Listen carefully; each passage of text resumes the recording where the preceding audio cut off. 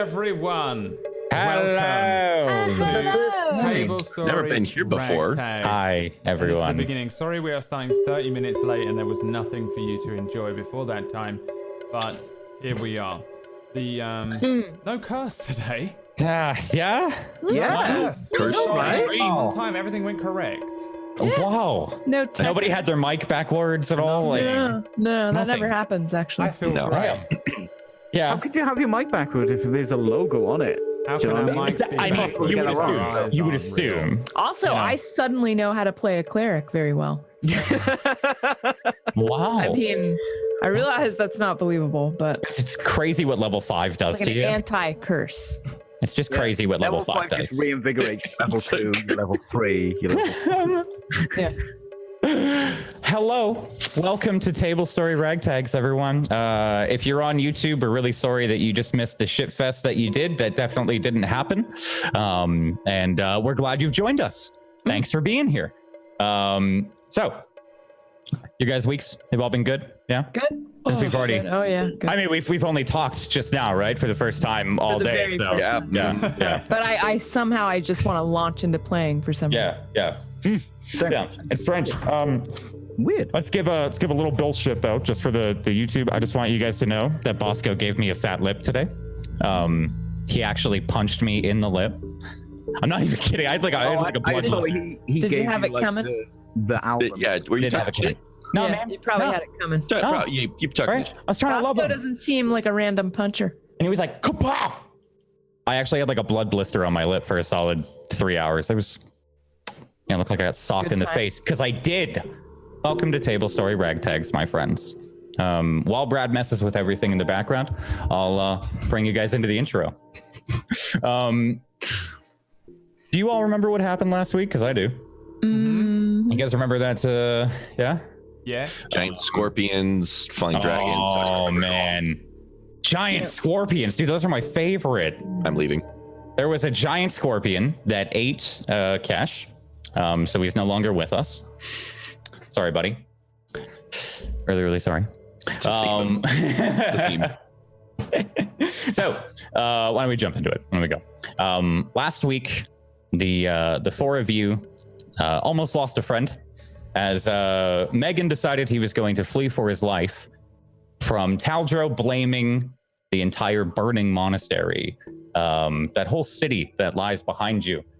It's up in flames. Taldro wanted to blame it on Megan, and Megan got out of there while Taldro. He did. He literally did blame it on me. I didn't get to that part. I did, but I also defended you, kinda, from being eaten. Yeah, technically, yes, you did do It's that. true. Technically. Yeah. Thank you. Yeah. Mom and Wasn't a Dad are conscious effort. fighting. So, during this, you would come out of this flaming city here, out of a side passage that you'd set on fire, mind you. Seen an angry horde of orcs, and one of your companions had left. Kesh, you followed Megan there, tracked him down, hunted him down incessantly, and got him back. And when you had come back, you came back to a scene of Taldro in a little bit of a tussle with the orc leader's son. Unfortunately, a friend that you would come to know as Ugdumph. Taldro, you had seen crow through this orc leader that you had met before. He had pulled this fiery 3-headed whip out of his pack and strangled his son Ugdumph with it. And as he had strangled it, he had muttered some kind of incantation in deep speech that Kale had listened in on, changing Ugdumph into a mega orc. You saw some like is that too loud? Okay, I'm always worried. You saw some like some plates No and more. and No more Fine, sound issues. Ever again. kind of these jagged edges grow out of him, and he grew a couple feet taller into this like monstrosity. He was truly terrifying. And Taldro fought him and strangled him. 1v1. Kind of. And that ended with Crothu, this orc leader, begging you to not kill his fifth son, which is quickly dispatched of immediately. He handed that fiery whip over to you, Taldro, and you all set off, kind of leaving the tribe to their own, to kind of judge their own leader for what he is or what he has. I was hoping that I would become the leader by the end of that episode. Yeah, but you didn't. I mean, Taldor didn't really push for anything, so who knows? Oh, I would never have asked for it if they had just. I was hoping they'd do the like, "You are a god now" situation. Oh, praise me. After a little bit, you journeyed further up along this frozen lake that you've been kind of shuffling around for the past day or two. Kale feeling reinvigorated and a little bit stronger. And actually all of you feeling a little bit reinvigorated and stronger as you found a hot spring, this beautiful kind of growth of rocks and different formations and colors like oranges and reds and greens. Did I give it to you guys as a handout? I did give it to you as a handout. As you had laid in the waters, they seem to rejuvenate you and give you the effects of a long rest. So now here we start this session here with I think the wind kind of blowing across with these cold gusts, while you're all submerged, if I'm not mistaken. You had all kind of gotten naked. I think Kale was immediately like naked, jump in. And as you'd all slithered down, you kind of feel this like just kind of aura, I think, a feeling of everything is okay. It's an odd warmth, the kind of contrast, maybe the cold wind going across your chests as you're however far down or up in these springs you are. Is everybody in the waters here? I am, yeah. I'm not.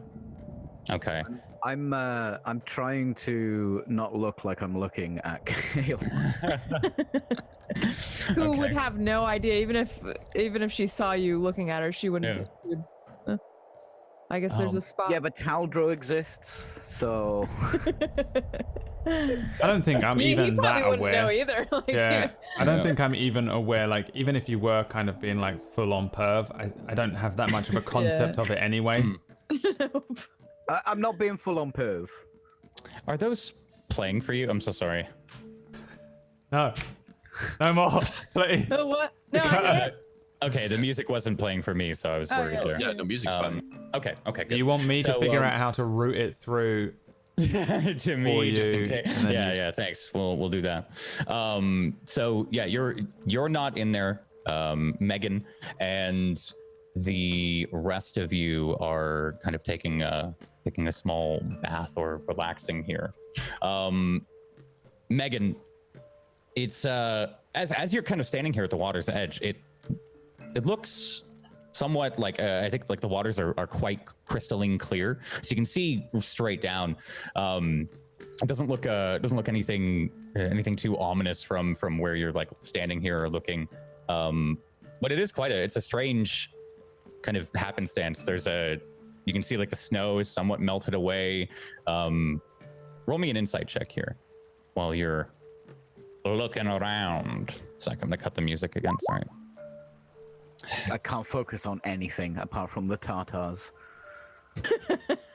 Cash is stealing my view. But... Yeah, it's just Wait, what? Cash. Cash. Oh my god.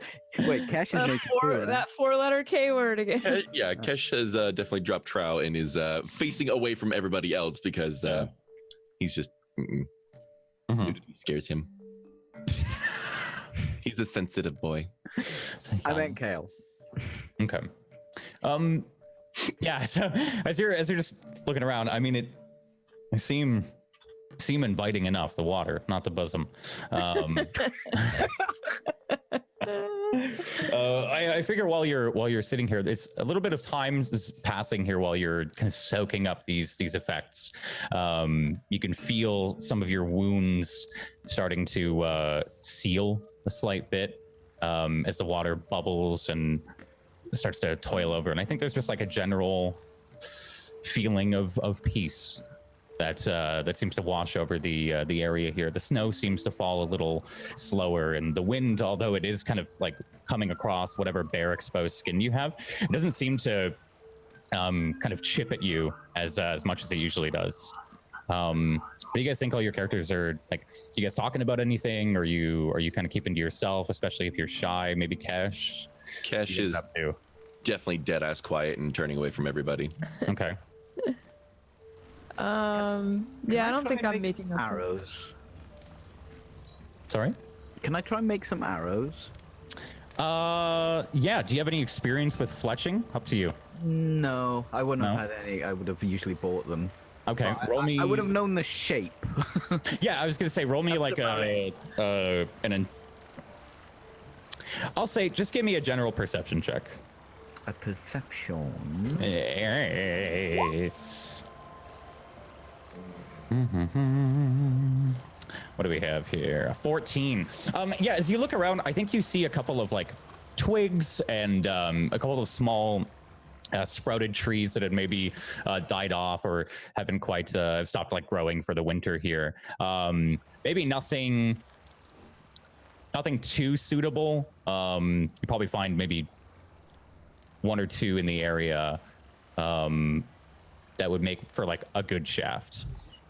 Okay. So if you're looking around for like any other supplies, you can roll me another perception check, but preferably for like the wood that you're looking around for. You don't really know how it's done, right? But if I can't make enough, I'll probably give up. I'll just buy some. I think what Megan could assume here, what you can assume is that you can make probably a couple good ones, maybe like couple, 3 or 4, potentially just a few good arrows, and then an okay amount, like 5 to 10 shitty arrows. But you'd have to like really look around and scour for some of these feathers and. Okay, yeah, I'll spend my time doing that. So. Okay. So then you do not, if you're not sitting in the water here, just like meta, you don't get this long rest. But for those of you that are sitting in here for, we'll say, about like 20, 30 minutes passes as Megan kind of drifts off.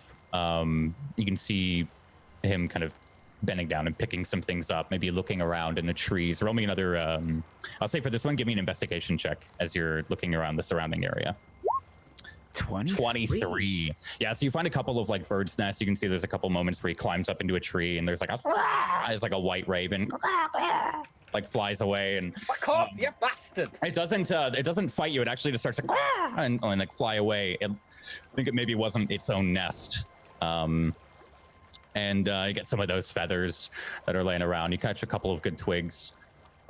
Through this half hour here, you all start to feel your wounds kind of close. Some of them that were leaking blood, they just seem to stop and whittle off and close up after a while. Some of the scars that you've gotten over the past couple of days as well, their color kind of fades from less of a new and fresh like pink to a kind of casual and just opaque color almost. What do you guys think you're doing? Relaxing. Mm-hmm. I think I don't know if Taldra actually ever relaxes, so I'm probably just kind of as relaxed as I can get, but one of my eyes is always like scanning around for something about to jump in and eat us or whatever. But I'm actually probably going to try and relax and rest a little bit, because I know that we've got to travel now across the world again. In fact, no, what are we doing?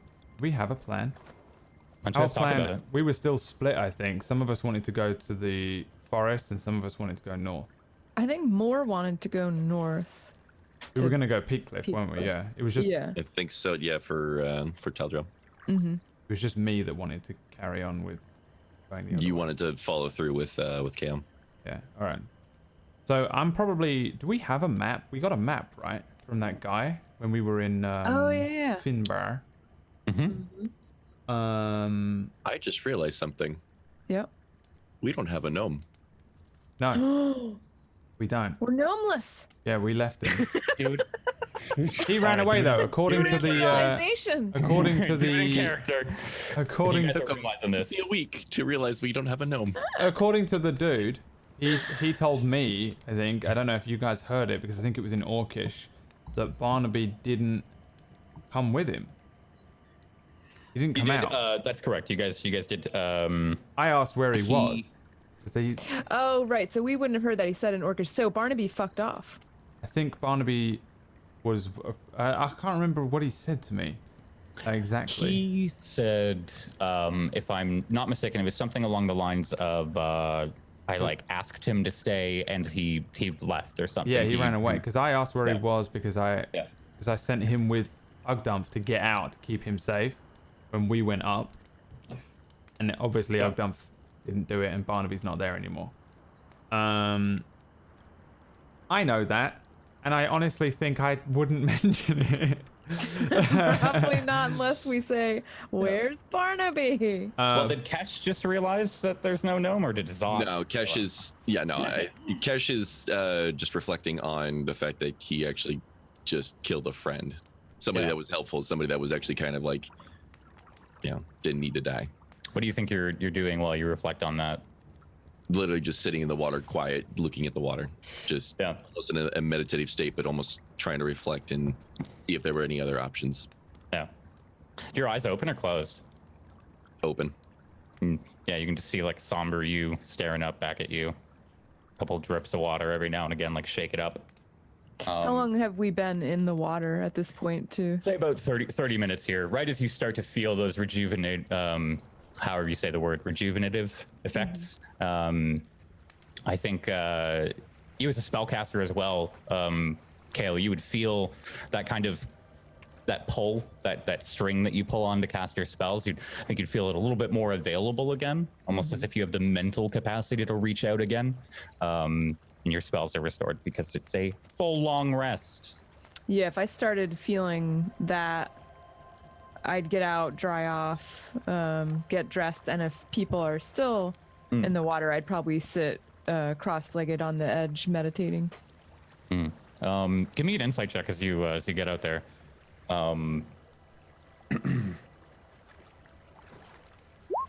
18. Right. I think you see this in Cash as well. You can see the kind of sullen maybe look.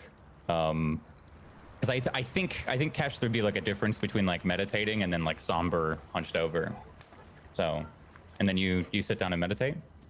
Yeah, so I try to do that. It's more of like a communing with Eldath thing when I wake up.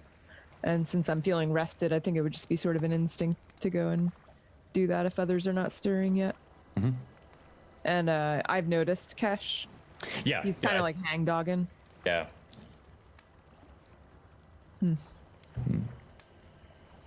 Noted. I'm by a rock, Okay. working my shaft. Yeah, are you the birds just my god. What? Arrows are really cool. My brain took a second to catch up. I'm I did nothing wrong.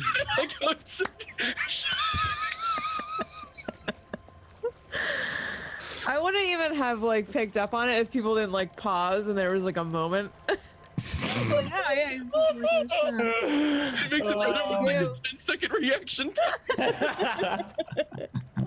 So give me a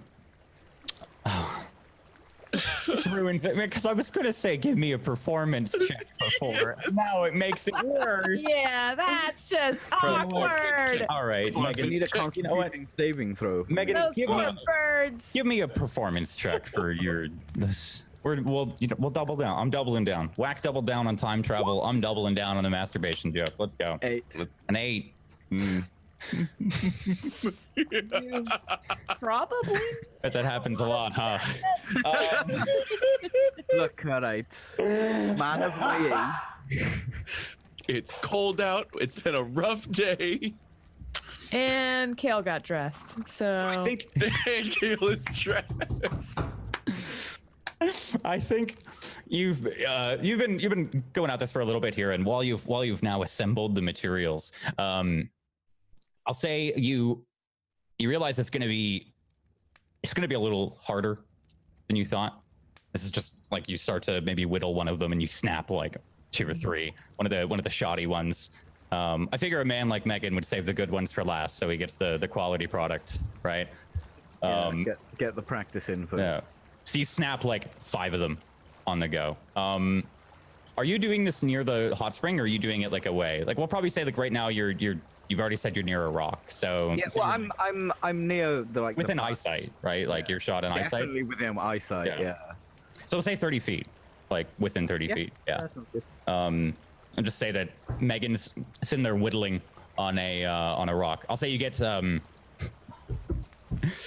get 3 good shafts, and you get 2 shoddy shafts. And the shoddy ones are like they're like borderline crooked. They're like up just that little bit where it's got like a tiny little bit of a warp on some of the sticks, and you can't quite get them shaved down to the right bit. Maybe some of them you carved it a little bit too much, and some of the feathers use the good ones on a couple good arrows. But you have arrows that you've made yourself. They have no head. You've got these somewhat nice arrows that you've made yourself. I'm gonna have a look through my bag to see if I can find something to put a head in. Because what's the point of a shaft without a head, right? So. Wait, what? I'm talking about arrows. I want to do a thing. What are you doing? I really want to like cautiously word my way around it now because I'm scared. I would like to find the map that we were given when we went to Finbar. I don't know who has it. I'm scared that like Keck It has should it be or in my something. pack. You know, I don't know if like Ozark fucking has it at this point. 'Cause we haven't needed it for a while. Yeah, I know where it is. So do you ask for it like in character here, or are you just No, if gonna everyone's get kind up of and start looking? dozing, like if Cash and Kale are sort of like relaxing and dozing, and Yeah. my only other option is to speak to Megan, I'll probably look for it by myself. Okay. Yeah, so give me a quick investigation check. Taldra just kind of grunts, gets out. 12. Naked. Before I forget, I'm actually going to go into my pack and grab a water stone that I have, and I'm going to go ahead and absorb some of this this water too. Just almost Okay. kind of like a slight How's it look? realization that people are still around me. Well, it's a quartz that's all, all quartz-like, but putting into the water, absorbing the water and almost transforms it into a sapphire, like a deep blue sapphire. So, I'm trying to think if you two are paying attention, you can roll me I think Taldro actually while you're looking around, you might see a small I think you see like Kesh move, and then like a small from within his hands, a small soft blue light just and then go back in. And yeah, as you hold it maybe cupped within your 2 hands there and let it push it down, it does go into that darker blue color, and you can see almost like the hue or just all the saturation, all the color from underneath in the pond here, the bright green mineral rocks that are underneath and that are mixed with some of the orange. It's almost like they go like black and white, like they just like some of it sucked out a small bit. Does it look like a thing I recognize from the temple? Like, because I've pretty much been brought up with clerics, right? Monks. Yeah, give me a religion check.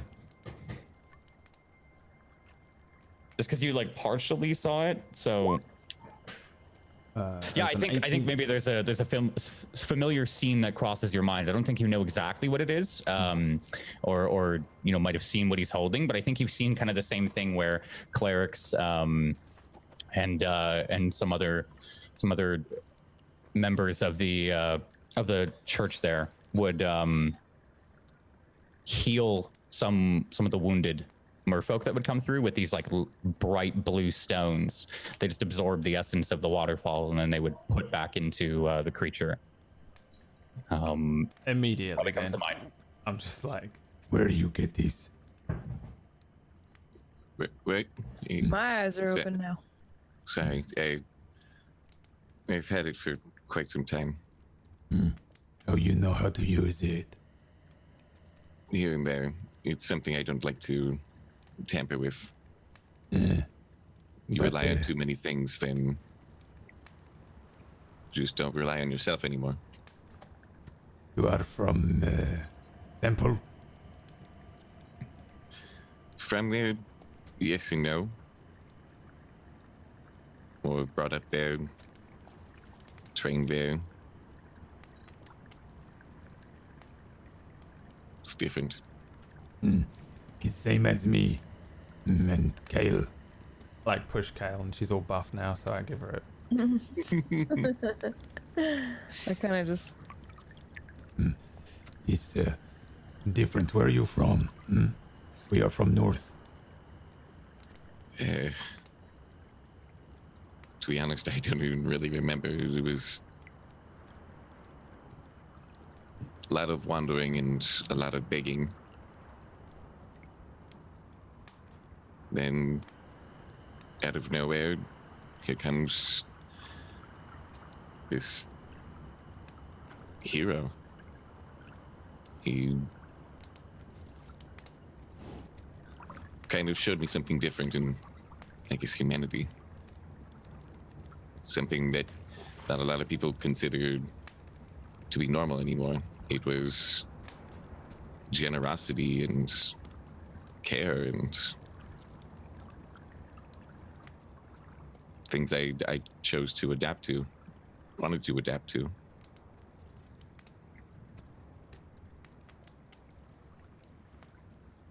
It taught me a lot. I would not refer to me as a hero, really. We just got you out of that cage on the ground. It was a team effort, me and Kale.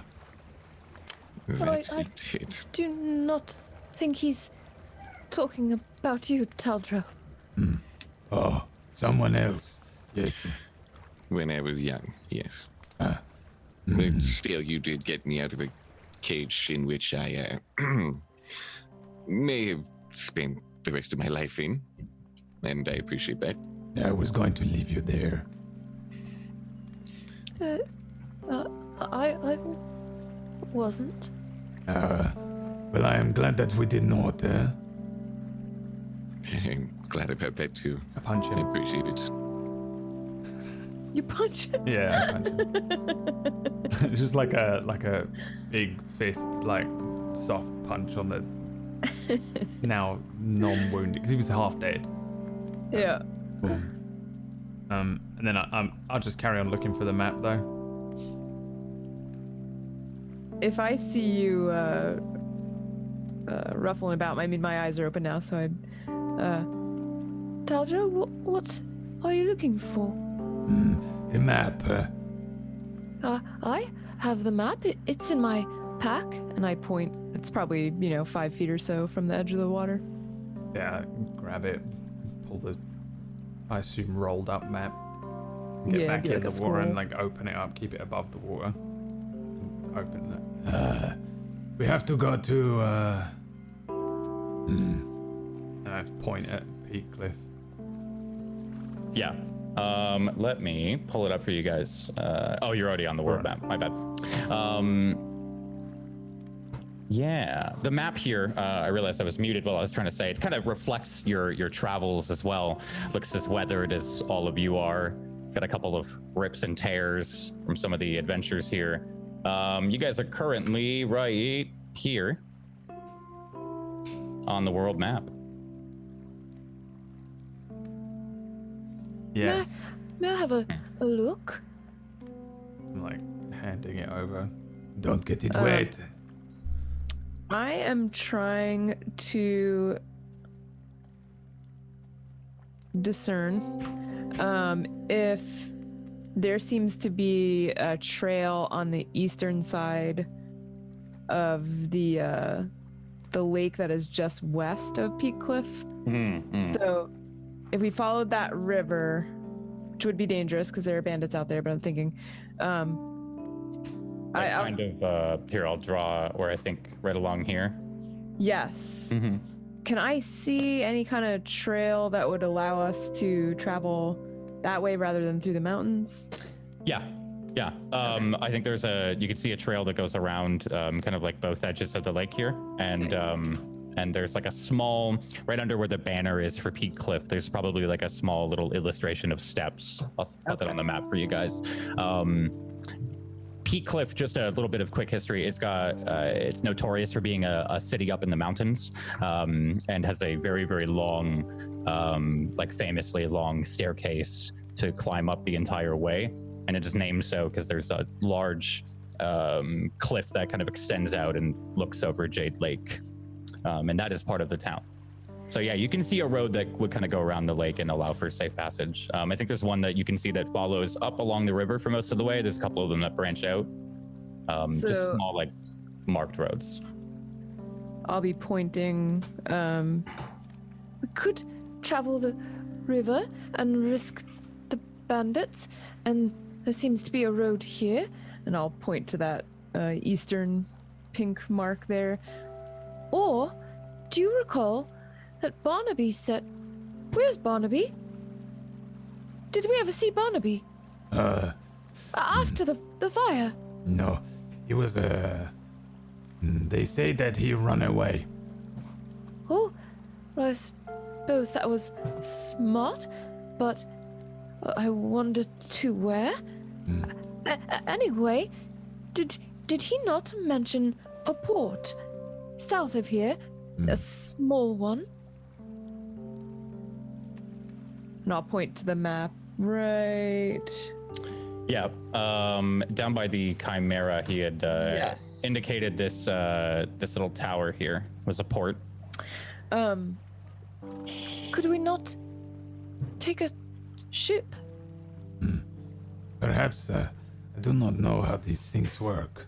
Well, I've not traveled on a ship either, but looking at the map, we could go all the way a little bit east and all the way north, and avoid those awful men. He seemed like a good idea, but he seemed unsure about this place. You know, he said that the port is not there or something. I Did he do say? not recall what he said.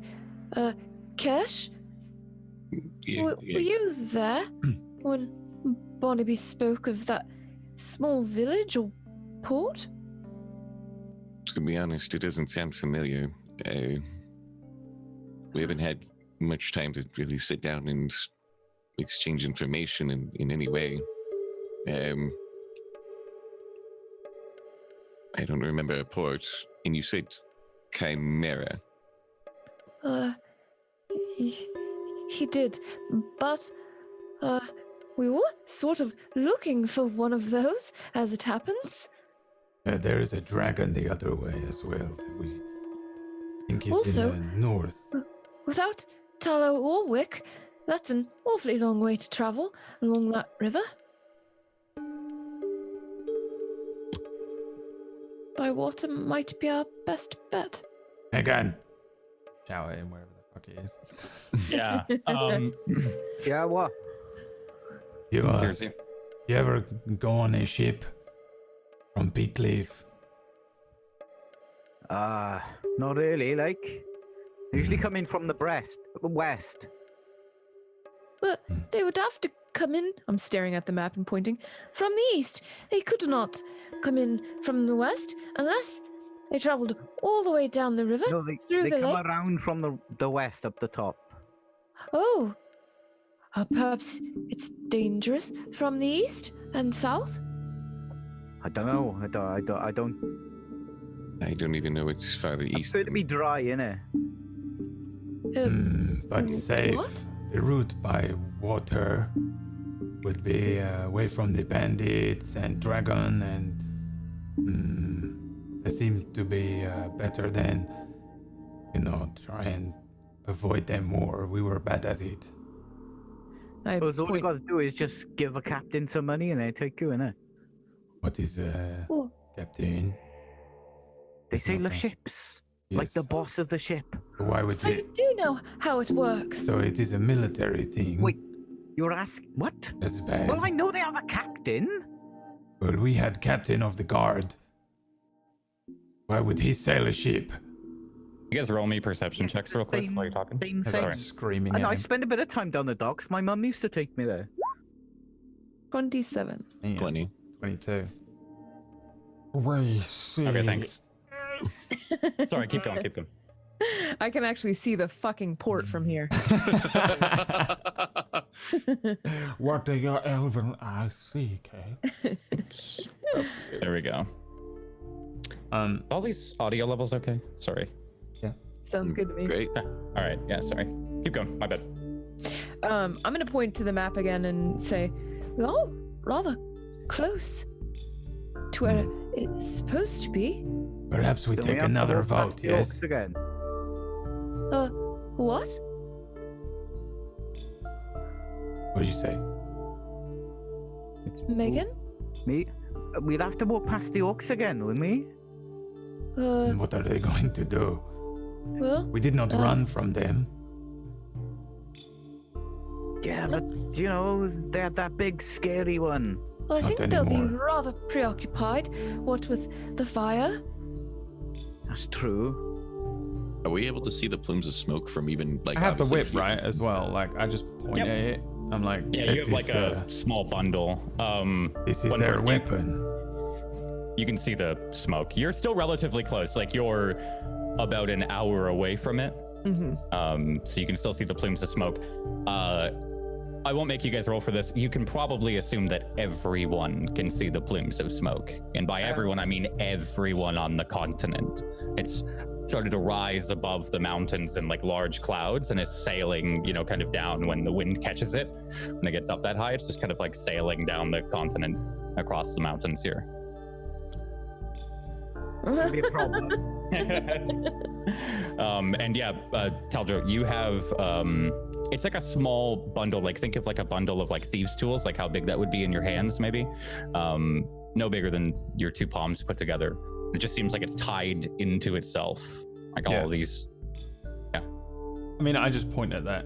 This was their weapon that provide them with great power. They Make said. the weapon, don't do that. That's like proper magic that They did that. said it was this. So look at it. Can you do it? Kesh is just I glancing at the don't- weapon. I don't think any of us should do it. I'm like, seriously considering whipping Megan. That made those giant things. That's Because what we he didn't do said. it. While you're talking, one of the heads of the whip, one of these fiery kind of bulbous, like flower bulb heads, starts to just curiously like snake its way out. You can feel it moving in your hands, Taldro, like a snake, and then one just kind of like, and it sits there. Unless you do anything, it just sits there and like begins to look at all of you while you're talking. Kesh is just squinting at it. That is like. Just continuously kind of Like, looks. that's fucking balmy.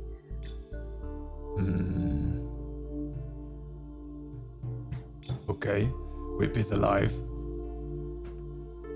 It's not supposed to be. I stroked the Maybe you head of don't the want to little have thing. a whip that's alive. Yeah, good whip.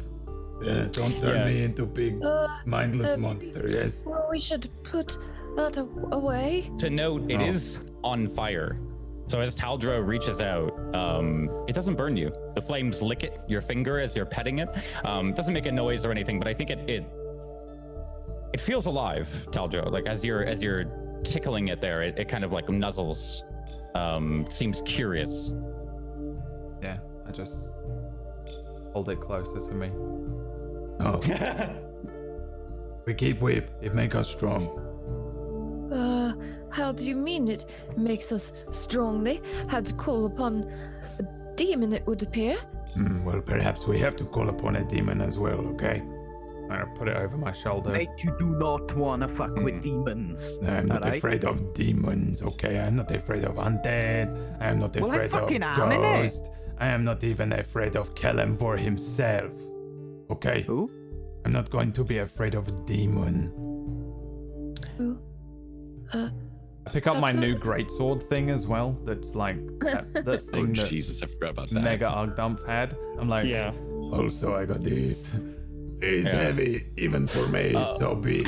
Tell me, are we the bad guys? He's got this flame demon whip. He's got this like nasty ass sword thing. Dude, I went He's Vengeance like- Paladin, okay? Tell him more.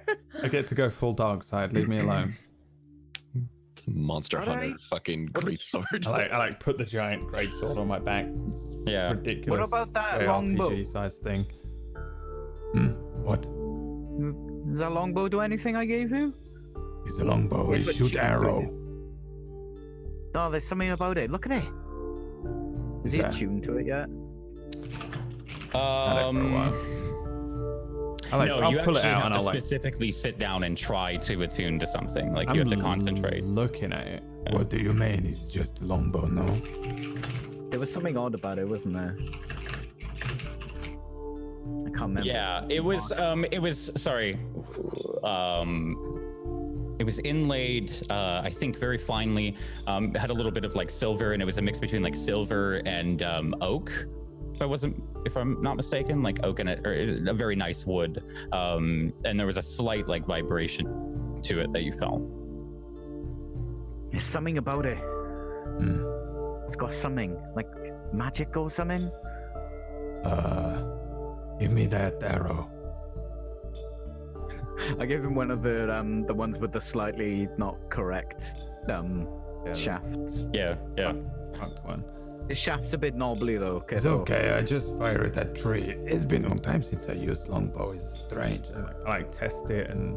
Yeah, feels nice. It almost feels like you've been using this for a very long time. You just kind of like as you go, you just kind of maybe you impress yourself for a moment. Like it's been a long time, but you immediately pick it back up and pull it back. Maybe on the third. Yeah, I mean, I want to fire an arrow at like a tree. Okay. What is it? 1d20. Do you have a bow on your thing or? Yeah. Okay. Yeah. Go ahead and fire. Flat 9. 9. Okay. Yeah, so hell. Caldor just and it just sails up out of the trees. Like I said, it's been like maybe a year since I fired a longbow. Wait, Let me try again. Don't squeeze it. Snatch another one from him. I snatch another arrow. Okay. That's a good one. Yeah. It's Go ahead. better. Give it a shot. I try better this time. 14. Yeah. Okay. Where are you aiming? At a tree. Same tree. Yeah. Straight in. Goes a little faster than you expect as well. It's almost like you pull it and it just immediately.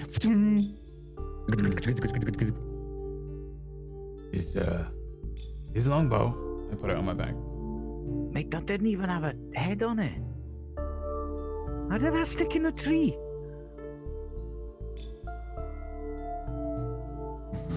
Is it? I'm gonna go over to the tree and have a look. Oh yeah. Sorry. It just then it doesn't stick in the tree. It would just. Oh, okay. Yeah. Sorry. I thought he was just using a regular arrow. I'm not giving. I've only got 11 While I only have 5. you're shooting this bow, like as the first arrow goes up and then the second arrow kind of against the tree there, maybe you do a double take. Kale and Taldro and Kesh, as you look up for a second, you kind of like glance up, and you can see a shadow kind of coming out of a cloud. Familiar sight, I think. As something with like 3 heads kind of starts to sail around. You hear like a large or a loud kind of lion's roar echo out across the river here as this beast, I think as soon as it roars, you all see it. It's just kind of circling a good distance away from you all, but Hey, look. circling around the fire. There it is. Wow. That's a chimera. It's a Isn't it? chimera. No. No. If we kill that, we get free stuff. What? What do you mean free stat? kill What? it? Well, Yeah, if we kill Kill it, what? a reward. we can cut its heads off. We must keep them preserved, and then we take them to Finbar for free stuff. You I think- do realize one, chimeras are very, very, very, very big, large, disgusting creatures. Yes, so am I. How are you going to Literally get just eyeballing him up and down it. All right. Second, their heads are very, very large as well. Yeah. I'm just From here saying. to Finbar, you know how long that is, right? I'm just saying, if you happen to find 3 chimera head on the ground and you take them to Finbar and you see Igor, he give you free stuff. Stick to gold, but No idea who that is, but And I point at the Death. map again. Are we going here or are we going here? By sea or by land? Which will Taldro, it be? while you point at the map, sorry to interrupt. Yeah. Are any of you guys standing around the map? Like, you guys are Yeah, all... I'm still. You're still there? Okay. While you're looking down, Taldro, a hand kind of starts to slide across the map in front of you. One that doesn't belong to Kale, Kesh, or Megan. Is he on fire? No. Oh, I'm gonna grab the hand. It's a, you hear a voice as it starts to slide across. The hand is like you can see it's like a small hand. Black cloak kind of stretches over, and the finger kind of slowly rests, and falls on Peak Cliff. And you hear it say, "How about you go here, Taldro?" If you look up to address, if you grab the hand, you would see a white masked figure standing in front of you. Your boy. Your boy, Your your patron god, Kalimvor. I am going there. We are deciding which way to go. What? Dada, who are you talking to? As you look over quickly across to Kale and Megan and Kesh, they all seem frozen for a minute. As you speak across to Kalimvor, his movement seems sluggish and strange, but it's almost like he's going too fast as well. At the same time, just seems to be there and not there, and everything seems to be going just a little bit slower. His hand still rests on the map. Did you grab it? You said? I went to because I just didn't know what was going on. But if I've worked it out, so I'm not. I just fold my arms and stare at him. He kind of stands back, and after like a second, he kind of expectantly, it's been a week. You gave me longer than 1 week. I did. I'm just coming to check in, Taldro. We are going to see. Peak Cliff. I do not want to go there. Not yet. But we are going and I will do your bidding. You want me to kill this thing there, no? The undead creatures. Yes. Is no problem. Okay. Are you having trouble getting to Peak Cliff? Yes. We do not know which way to go. We are going to consider taking a boat and we are going to consider walking there, but there is many things in the way. He kind of he cuts you off there and he says, "I know, I've heard." And I think it kind of clicks. He like points to a spot on the rock. He's been here, Taldro, for a while. One of those, when a friend's there and you just haven't noticed him yet for 20 minutes. He's been there and I know. If you're going to go by sea, I wouldn't recommend it. Why? The seas are fraught with danger right now. The lands are fraught with danger as well. Hear like the chimera screech again over in your head, and he like, yes, they are. But you still need to get to Peak Cliff, Taldro. That is your mission. So what do you have suggest? any trouble with it? With your mission? No. My mission is simple, is it not? It would seem so. We are not struggling to get there. We are just deciding which way to take. You say we should not go by the sea, but if we go by land, there are bandits that search for us. Yes. You say that they are less dangerous. There are many of them. We have been running from them this whole time. Yes, you have. And you're alive. Part of the quest. They are forcing us off course. Many things are forcing many of us off course, Taldro. You Many gave me 1 month. gods. Yes, I did. Then I have 3 weeks left and I can do with this time as I wish, no? As long as your Yes, you thing may. is completed in that time. Yes. Then I choose to help my friend Megan. I choose to help my friend Kesh. And most of all, I choose to help my sister Kale. Above your quest. If I finish your quest in the last second of the last minute, our bargain still stands, no? Yes.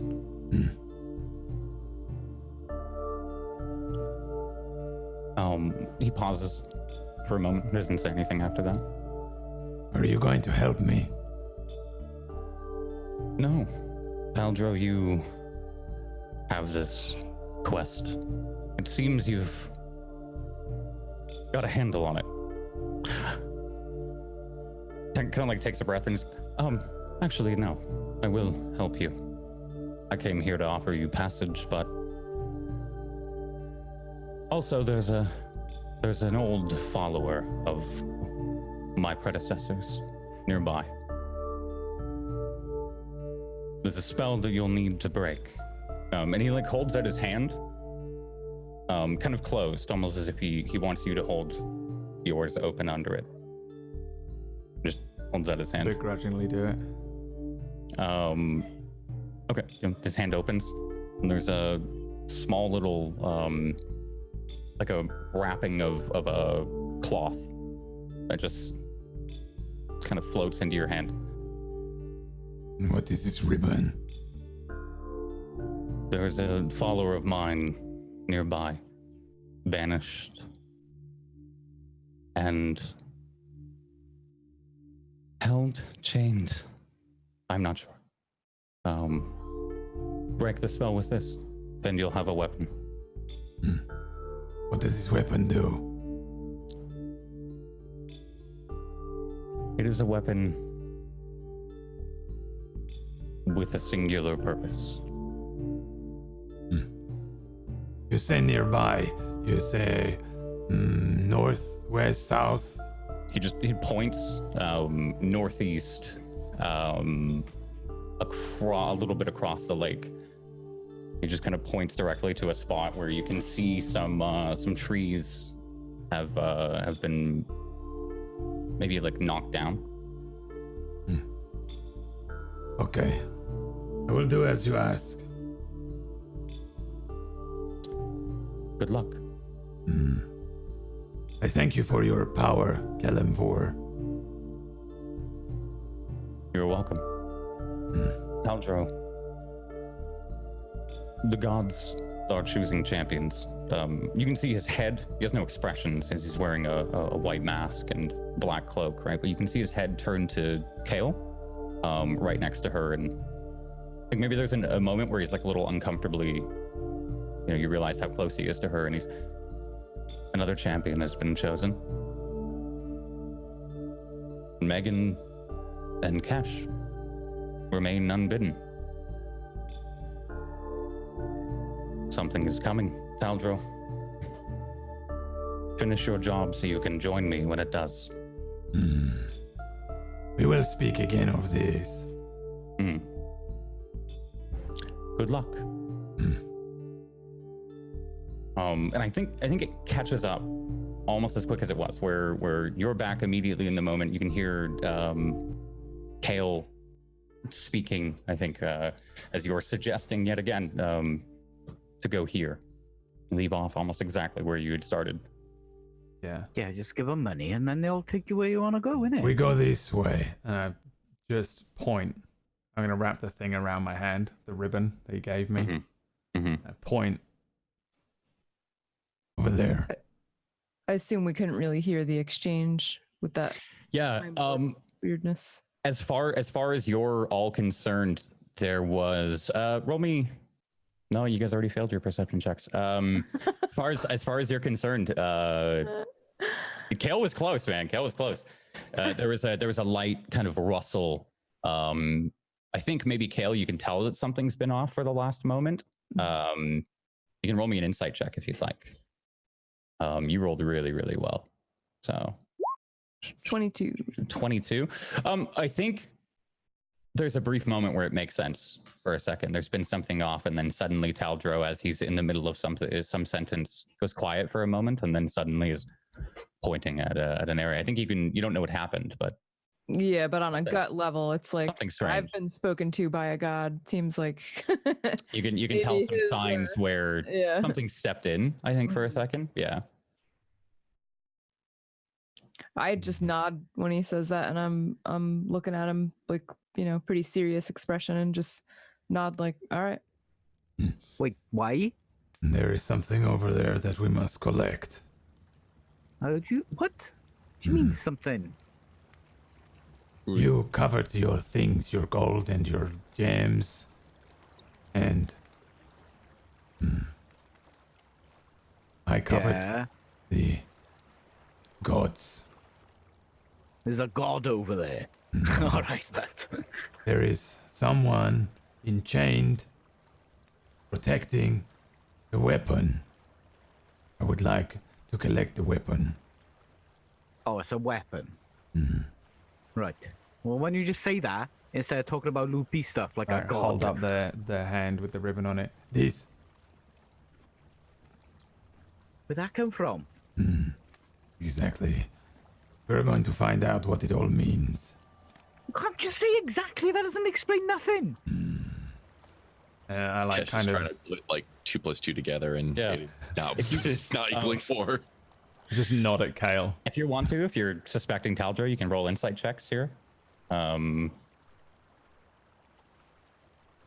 never fucking tell him anything either. Taldro's kind of like the leader. I'm such an asshole of a leader. I don't say shit. I never tell him stuff. It's I love Taldro. He just kind of says stuff, and he's the biggest, the ugliest. So do it.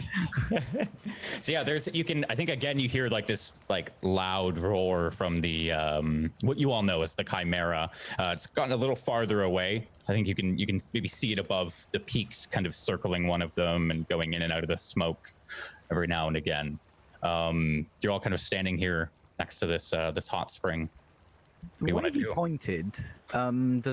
Is it like a trail there? Is there a path there? Is it open, or does it look like hell, pure hell?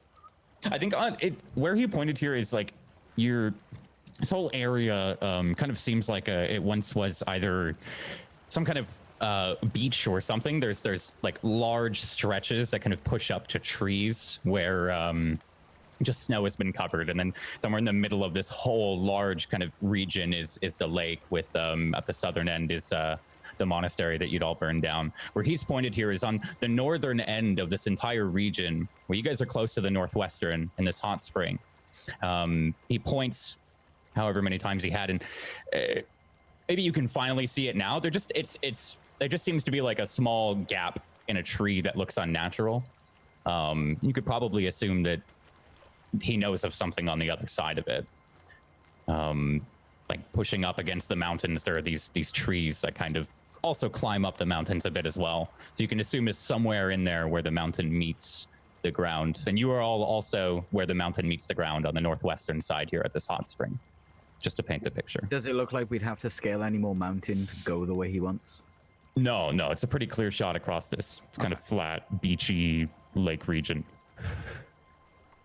All right, whatever. I don't really like sailing anyway. Well, I do not know if this will take us to Peak Cliff, but there may be a third option. From sailing, Third option. walking, I do not know. I will I'm explain. still saying you don't want to go to Peak Cliff, I'm telling you. It's not a case of want. So you don't want to go to Peak Cliff? No. Well, why don't you just not go to Peak Cliff? I do not know what happens, but I would not like to anger the Lord of the Dead. What? All right, that's a lot of information right now. I suggest that none of us anger him, and we go over there and find out what this weapon he covets is. Kill All right, look, hefts her pack. if we go to Peak Cliff, all right, you can call me Rhiannon. No. I walk away. Yes. Look, I ain't going to Peak Cliff if you're gonna. Call you. How draw? And then I Call turn. you I turn to what? Kale and Kesh. Rhiannon? I turn to Kale and Kesh, and I just say, "We will call him Malcolm."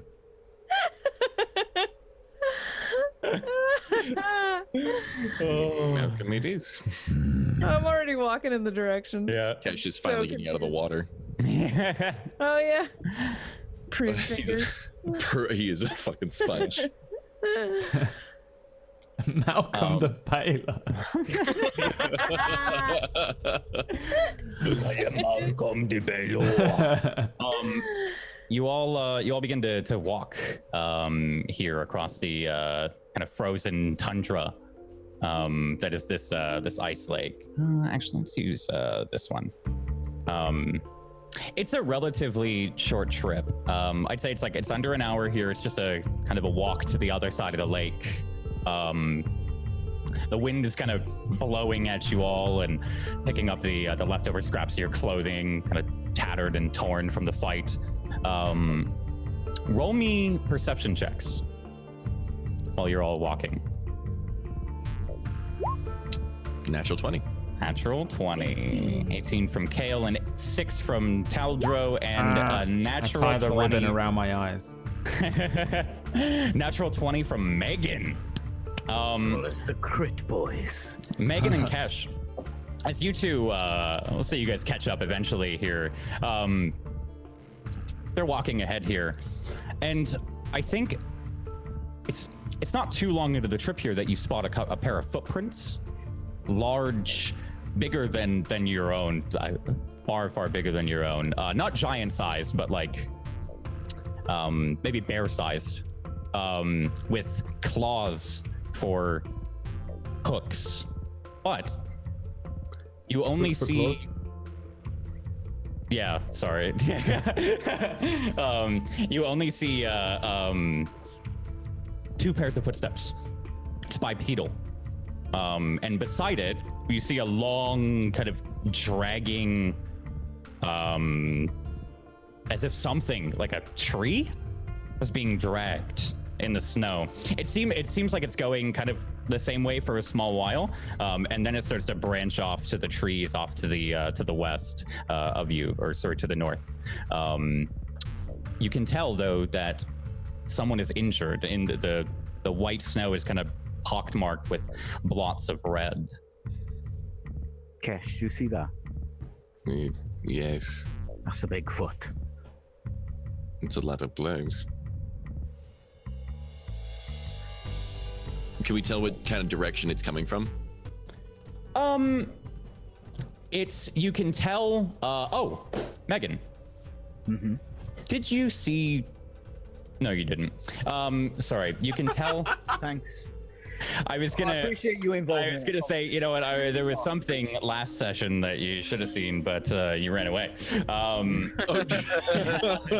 think you can see these footsteps coming from the lake as yours were previously. Kind of the same direction. Maybe you look down and then look back up, and you can just see the monastery. You know, there was something in that cave when I was running towards it. And then I heard it in the trees as well. Probably that. Probably. Hard to say. There's creatures everywhere. Kesh is trying not to smirk or anything. Just. I take off my backpack and I just like, ugh, it's fucking heavy. All this, and I'm gonna go and have a look at the footprint, see if I can figure out what it is. Okay. Give me a nature check. I hold it and I just drop it. Probably for the best. It's pretty heavy. I just fucking drop it and I'm looking with him. I'm just like. Taldro and Kale, this has been pointed out to you guys. What are you doing? Oh, letting him do his thing. This is what he does. Pause. Okay. Stop. There's a moment here, like while you're going up and looking at it, I think maybe the angle aligns, Megan, and you can tell this is a familiar these footsteps lead up to the cave that you and Kesh were running towards earlier, the large kind of skull-looking ice cave. You can see it through a couple of trees nestled up against the mountain.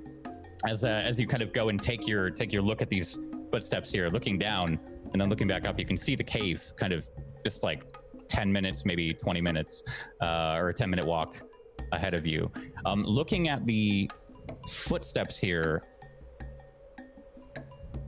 I think you can tell it's a bear.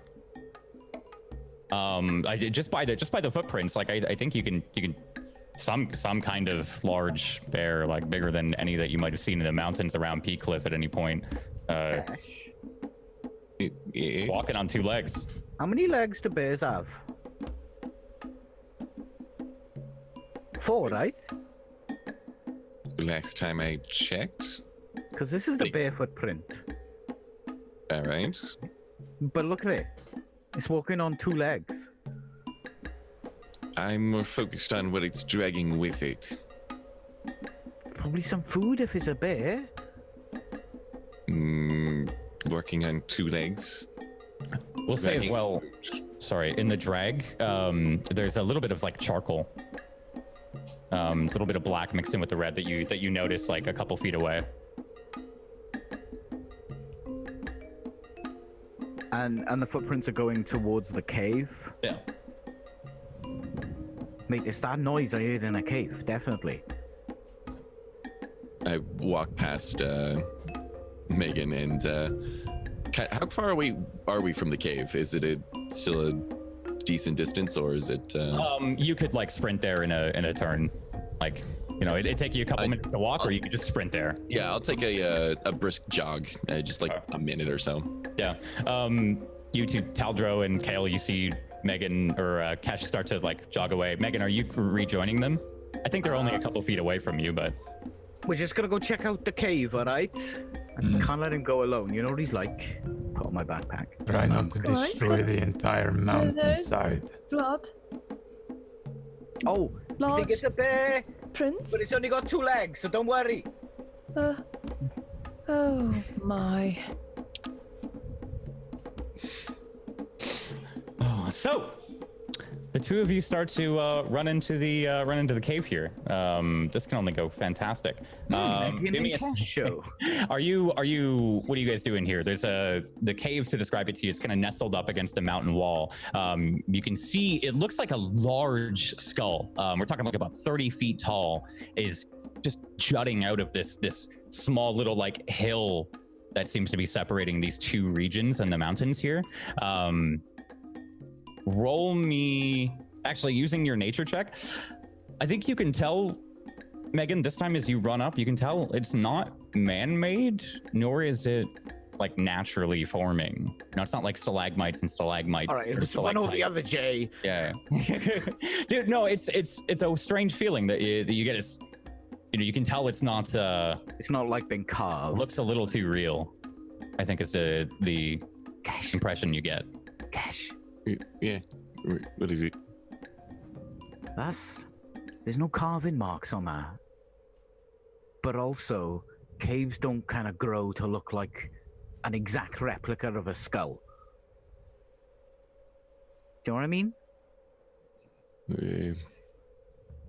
There are beings that have been here for way too long. You know that? And that looks exactly like a skull, but no one's carved it. Again, there are beings that have been here for a very long time, and we still see things like this. Not like this, though. You'd be surprised. And I'm kind of starting to tiptoe and kind of almost wanted to peek into the, I guess, cave. Let me have a look. All right, I'll call you over, and I'll just have a little look. Right, you call me over. Mm-hmm. All right. Give me stealth check. Just crossing his arms and just kind of. It's gonna be a 21. It's gonna be a 23. 21 and a 23. So Megan goes first. Kesh again follows shortly thereafter. I cast greater invisibility on the party. Piss. So you start to delve a little further into the cave. The wind starts to die out, but it continues to push through, almost as if there's there's an end on the other side that it's being pulled through. It narrows down quite a bit here, this cave entrance, as you start to walk in fully, and you can see I think some now fresher bloody handprints like in the snow surrounding it, as if someone's like grabbed it and grabbed the door frame and kind of pulled themselves inside. And these drag marks now seem to like, as if the person's dragging whatever they are behind them. These mixes of charcoal little pieces that have fallen off, or small little black charcoal chunks that have fallen off, and lead down this kind of dark, icy cave. As you continue to go through it, there's only one entrance and one exit as far as you can see. It just seems like a head height or above cave that seems to run for quite a while.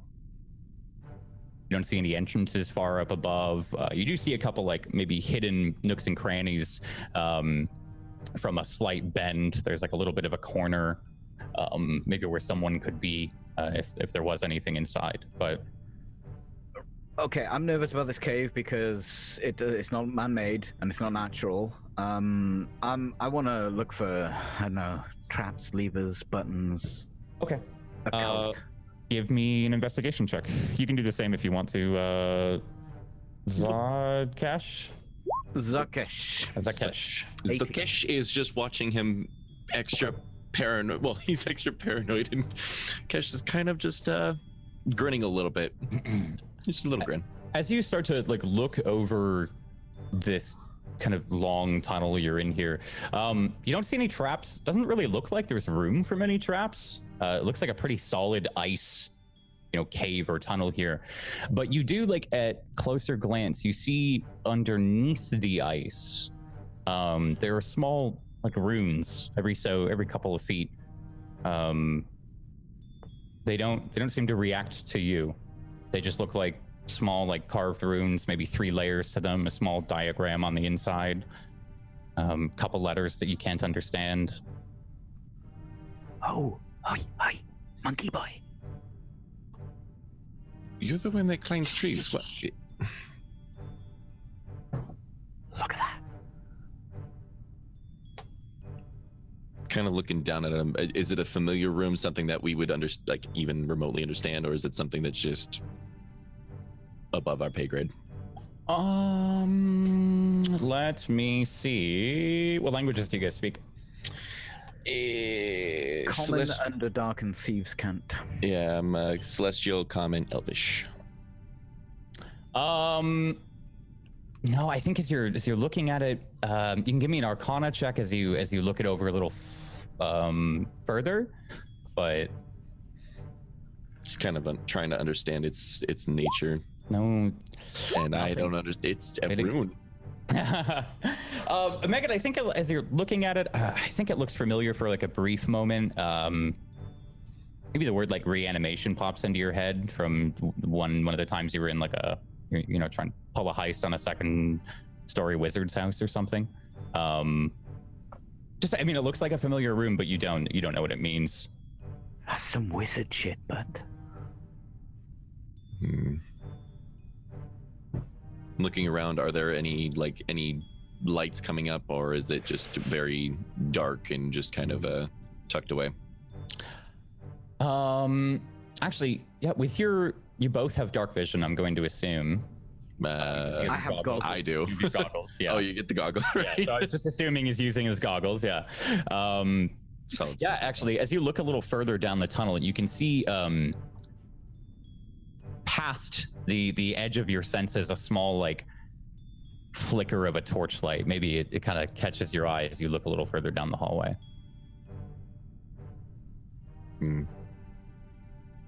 Starting to tiptoe in that direction, avoiding whenever I see a rune, kind of stepping around it, and definitely not in it. Quiet. Okay. You continue to sneak down. Your we'll go with your 21 and 23 there. Yeah, 21. Remember that, Zot. 21. Shut up. Shush. God's sakes. I'm gonna throat check you so quickly. Okay. Has to be 2 stuff, boys. God damn it. As you're creeping down this hallway, you can see the firelight starting to get a little closer.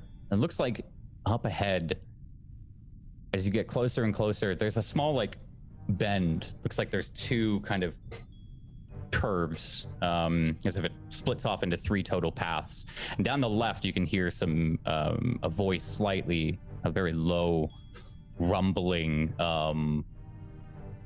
just kind of like whimpering. Maybe it sounds like someone speaking at first, and then there's kind of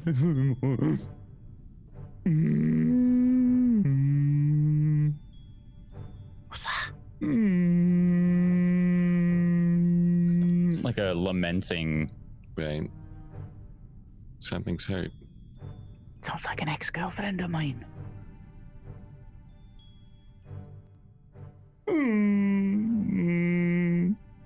Is that Sarah? I flick him behind the ear. Wait, what is that? That don't sound like the scary noises I heard last time.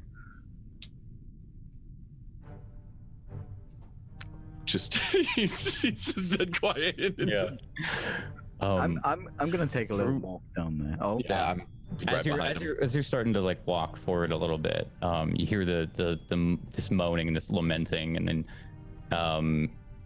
a word kind of escapes, maybe like a legible word. You hear just sword board. He's a sword board.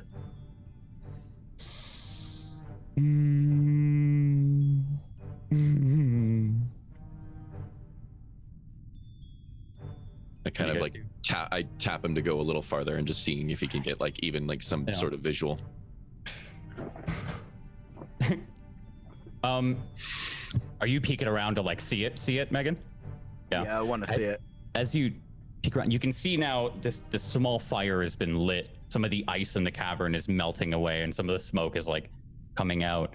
Seems to be dissipating somewhere, strangely. But you see this large figure of what looks to be maybe a mix between a bear and a goblin, or like a hobgoblin, or some kind of strange upright bear with armor on. You can see he's got a snout and teeth, large ears and fur covering its entire body, long thick claws as it holds a tree, a somewhat blackened bottom of a tree, and he's kind of like holding it as if you would like a loved one that had passed away. You can see a small face in the middle of the tree, and he's. Does it look like a barbarian? You see no weapons. Hey, don't answer that. Don't answer that. Okay. That's a silly question. Okay. Just, you know, if it's Sheila. I'm just saying. It's not Sheila. I wouldn't know what a bugbear is, would I? Living in a city most of my life. No. Okay, I give him some, like, I'm looking around the corner and I hold up my hand, I give him some thief cant, like, oh, but there is a giant fucking weird goblin bear thing. All right, what do you want to do? You don't speak. Yeah, you just. I don't speak. I just do it with hand signals. Yeah, I look. Yeah, I look at him and I go, "Itsy bitsy spider." I come back around the corner. Oh, but there is a big fucking bear goblin thing round there, and it looks sad. Also, it has a face tree. I pull him back a little farther and I move up ahead to go fucking look. Makes no fucking sense to me. You look around the corner and you see what I described as well. It looks, he's now like, and you see the face, I think, on the tree trunk very subtly. Looks like someone's sleeping. He's like heading it. Is it like a realistic face, or is it like almost like carved in? Realistic. walks back a little bit. It's a fucking bear goblin thing that's holding a tree. With a face on it. tree. Do you wanna like bugger off?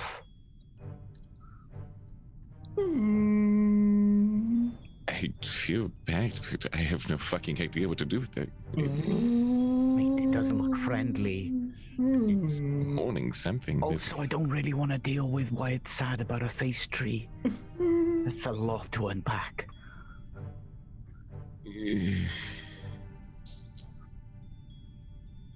Should we tell the others and just maybe they know what to do?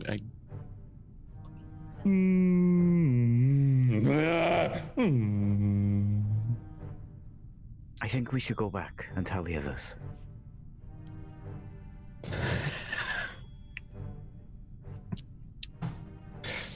Okay.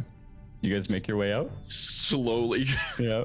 Slowly, just kind of like awkwardly turn. Just almost confused and having no idea what the fuck to even remotely think, dude. That is a situation that I have. Kesh has never. I don't think he may have seen a bugbear before, like, interacting with one that's holding a tree with a face on it. That's out of. You I think this is one of those scenes where like you guys slowly start to creep out and creep out and creep out and creep out, and then the pace like picks up and picks up and picks up and picks up as the further you get out. Kale, Taldro, you're just standing here. Do you think you would have moved closer at all, or just stand in the same spot? I think I threw my pack down and sat on it. Yeah. If I see them approaching, I might heft it and walk toward them. Yeah. They look panicked as they approach you. Oh, should we? Been 2 minutes. Face tree, big bear goblin, sad. Oh, what is a face tree? It's exactly what it sounds like. It's a tree that it was cradling, and it had a attack face. you? Wait, No, it what? was mourning. Was sad about the tree. It was really sad. Face tree. This must be the one I am looking for. You're looking for I will whatever speak that to the thing bear was? and the face tree. Morning? I don't know. The face tree didn't look like alive. Well, it looked like a person. It wasn't like a carved I've face. It seen was like many a face. strange things in my time. Also, there's some kind of magic in there. Plus, earlier when I ran to it, there was I will screaming. offer it this ribbon. What's that gonna do? You will see. Just got this random ribbon. And I start Never walking seen. towards the cave with the ribbon. Yeah. I'm following. Taldro Quiet. begins to walk. Taldro, be quiet. What? No, There's magic in there. There's like runes on the floor and stuff. Start to walk up to this large I'm looking for skull. runes. Yeah. Roll me an investigation check as you walk through. And 17. all right, back we go. 17 as well. 17 and a 17. You see the runes that Megan points out as you start to enter into this cave here. They don't seem to be in randomly placed. It's like one on the floor, one on the ceiling, one on the left wall, one on the right wall. Every like 5 to 10 feet down this large ice tunnel. Kale, as you walk in here, it's like a chill kind of comes up your spine. Just like a gust kind of pushes at the back. I think maybe you can sense that this hasn't always been a great place. And as you get a little further down this hallway, I figure you're all going down. Taldro's kind of going at a faster pace than Kesh and Megan here want. You get to what I described as 3 kind of pronged path here, and you hear this.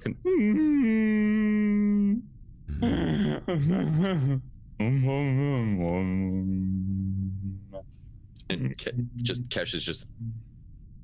By somebody. We don't know what to do. Well, what are we to do now? Okay. There is Of course, chance that this creature is not what I am looking for. I will All right. offer it the ribbon. Ask Alright. if it is Kellamvor's friend. And if it is not, we will have to see how it reacts. Are you fucking drunk? I walk away. Very well. Perhaps walk you in. stand back. And I'm like walking forward with the ribbon Yeah. in my hand, held out towards the creature. And like when I get, how close is it? Is it like really far away or? I'd say it's like 15 feet around this bend. So you're like at the one start of the bend, and it's kind Once of I get nestled on around the other. bend, I'm like, Yeah. moving towards it. Like, Excuse me. You see the head like immediately turn, the hand kind of cover this tree. Good afternoon. My name is Taldro. I am here on behalf of Kellamvor. Is this yours? Do you know what this is? Just fucking talking to him. It like starts to back away. I think you can roll me an insight check here with disadvantage. I'd like to point out that I'm about 3 feet behind Taldro, like peeking my head around. Okay. 5. Okay. 5. You just start to walk up to it. Then hello, this is yours. It's I Taldros, try again in Orcish. rather agitated. Hello there. Do you speak Orcish perhaps? And do you know Kellamvor? This ribbon, does it mean anything to you? as you speak in Orcish, it like its head kind of does the dog tilt, like where it like tilts. Do you understand me? Perhaps. He just lets out a large smile with that noise and begins to point to the face tree.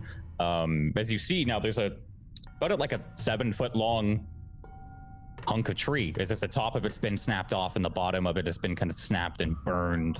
And in the middle of it, about like 5.5 feet up, there's a face, like about human height. Seems covered in bark. You can maybe make out like an arm somewhere in some of the roots and maybe a leg, but for the most part, it seems hurt. It is Does a that tree. look It is at a all familiar tree, to not me? a bark-like person, but a tree with a face in it, like a weirwood tree. Yeah, but like a tree person, because you see like what could maybe be what you think an Dryad. arm or a leg or like a. Yeah, does anything about that look familiar to me? Roll me a nature check. Kale, you get advantage. I too am from the forest. You don't get advantage. All right. I too am from the 15. forest. God damn. Natural I 20. do. Natural 20 from Kale. Taldro, you have heard stories of Bristlebark Brightleaf, the tree man from the Fade. I think this is probably the only thing that you could assume. It's a man that's quite somewhat known over in Othrondi in the forest, and has also been the man that you were all told to find for Kale's disease. Kale, while you look at this tree, you can see also underneath, right, where the roots would be and where it's kind of charred and blackened as if a fire had started to creep up it. You can see underneath in the exposed area a familiar red sap Uh-oh. that you had seen in pictures. Mm-hmm. And were shown in from your friend, your gnomish friend. I think it kind of clicks for you in that moment. You see the real life example of it, and this bugbear still kind of stands. His head is like kind of cradle. It's, he's too tall for the tunnel here, and he's kind of like stuck. But he's as he points at. Can I tell if there's any life left in this tree, man? From my probably, however close Taldro is, I'm 3 feet behind him. Yes, I think you would. Yeah, you would be able to see it with a nature check. I mean, it's a tree. You can see it's somewhat healthy. somewhat alive rather, but I mean, you don't really know tree people that much, but Right. I'm gonna slowly approach this creature. yeah, seems cautious. And I'm gonna hold up my my holy symbol and Eyes go wide. kind of gesture toward the tree man, like, May I have a look? He smiles, kind of lets out this growl, and lets you by. He kind of sidesteps as awkwardly as he can in this kind of crowded tunnel, and pushes past to hold kind of the top of this tree, kind of cradles it like you would someone's head. okay, I'll crouch next to the tree and I'll try probably Sylvan, if not any response Elvish, but Are you all right? My name is Kale, and you are? It's no response. okay. The creature kind of starts to motion, shakes his head, and you see him do a sleep symbol, like both of his hands next to his head.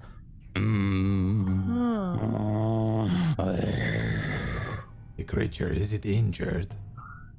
I am unsure. I can try to heal it, but Let me try one thing real quick. I'm gonna try and just place the ribbon on the face, just see what happens. As you start to place it down, it starts to, you can see the bugbear here gets like cautious and like goes to warn you, and then you place it down and it realizes it's doing nothing, and nothing happens. He's okay. I just, I I think don't know what this is for, but I will hold on to it. he's trying to tell us that he's asleep. Is he asleep? Nods his head. Did he fall asleep, or was he put asleep? Kind of points at you when you say put asleep. Oh, dear. I don't know if I can do anything about that right now, but Head kind of dips.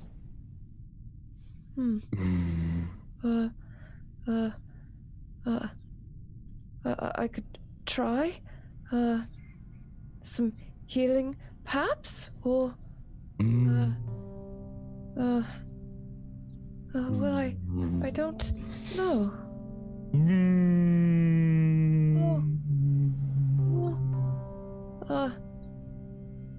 This is awful. Starts to lament again. How long has he been asleep? 1 day? 2 days? He like points up, he puts his hand up and kind of starts to mimic. I think you can understand maybe the motions of the sun and the moon. Okay. Kind of like does like circles. And then he like does 1, 2, 3. And then charades the sleep sign again. It's been days then. That can't be good.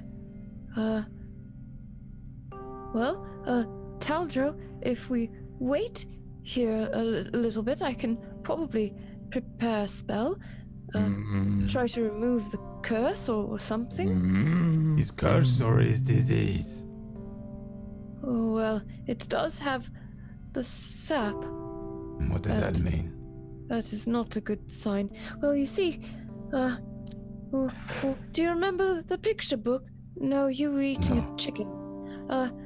At any rate, the rot from the fade, it manifests in this sap that crystallizes and is awful looking, as you can see, and I think that means he's rather advanced in his illness. I cannot help then. Can help with disease. Poison. So you see it like mimicking like a lost or like but who. If Kale is unable to, I will try. But I do not think it will work. It's certainly worth a try.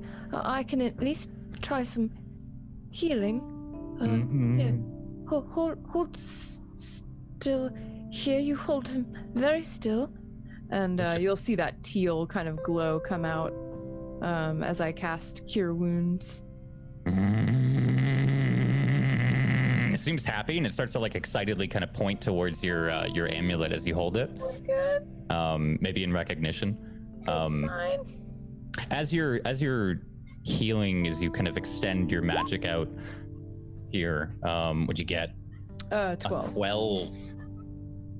It seems to not do anything for a moment, but then you kind of hear like an aggressive maybe sound of like a tree growing. You hear like roots snapping and like at the bottom where they kind of crack and pop out. Some of the color starts to fade from the charred parts of the tree, and some of the wood starts to fall off that had been dead.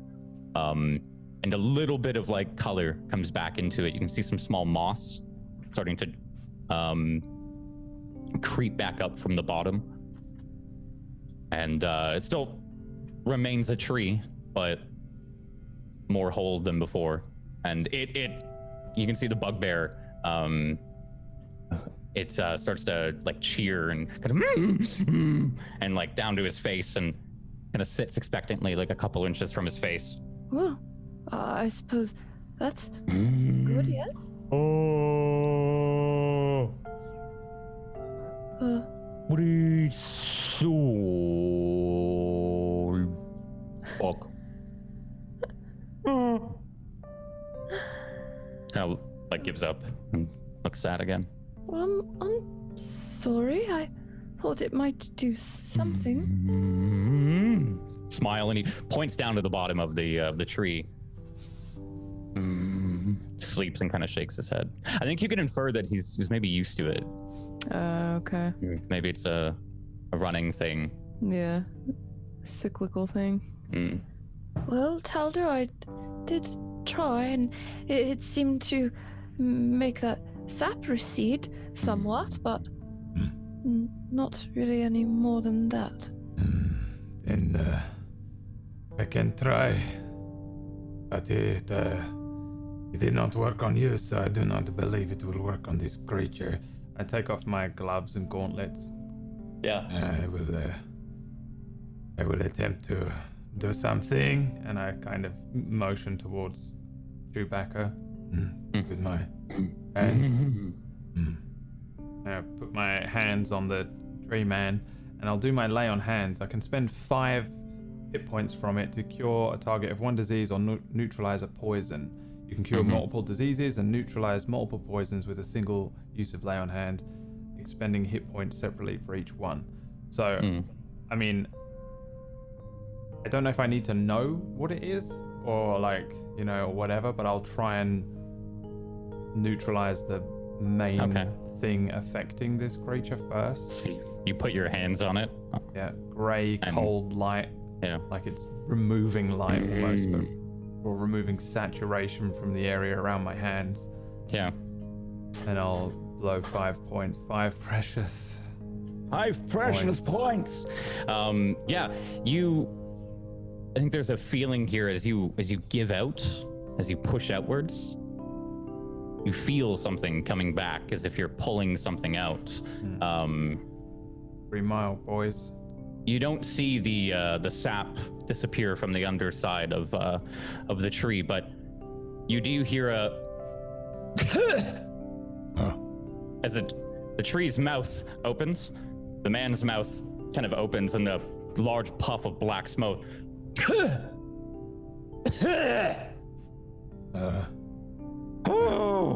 you okay? I'm probably wildly close to his face. Are you okay? Oh, the bugbear starts to Hold my hands up. starts to hug you. It tries to tackle you. It, like basically hugs you into the wall. Yes. the rest of you see this face start to crackle. Some of the bark, like some of it that had grown in over the creases, pops off, and you see this face start to animate. And a couple more coughs, little sputters of smoke come out, and hello, how are you? Oh, Mogsloth, are you okay? Mogsloth. Oh my. Hello, new friends. Oh, More smoke kind of comes out. Whew. I think Where are I we? might come around the corner if I hear another voice. Yeah, same. Just kind of peek around, going. Whew. More friends. Like trying to peel the bugbear's arms off. Could you, Mogsloth, leave him alone and help me up. Could you help me up? I'm afraid I need a hand. Ha ha! Ooh. Are you okay? It's a talking tree. Oh, okay is a relative term. And who might you be? I'm sorry. I'm Rude. Nice to meet not you, Rude. Rude. I'm Bristlebark Brightleaf, explorer, purveyor of fine knowledge around the world, and researcher with my friend Mogsloth. and cousin to Leogren, Bristlebark, are you not? Yes, cousin to Leogren. I haven't heard from him in so long. Oh, Is he still alive? we were looking for you, indeed. Leogren still alive? Yes. My goodness, there's Is this so ribbon many. yours? I don't think so. It's quite fancy. Can I have it, though? I don't know. I could wear it as something around one of my arms. Say, do my arms work? Mogsloth, are the arms still there? And he kind of, he's like, you can see the face is turning as much as it can.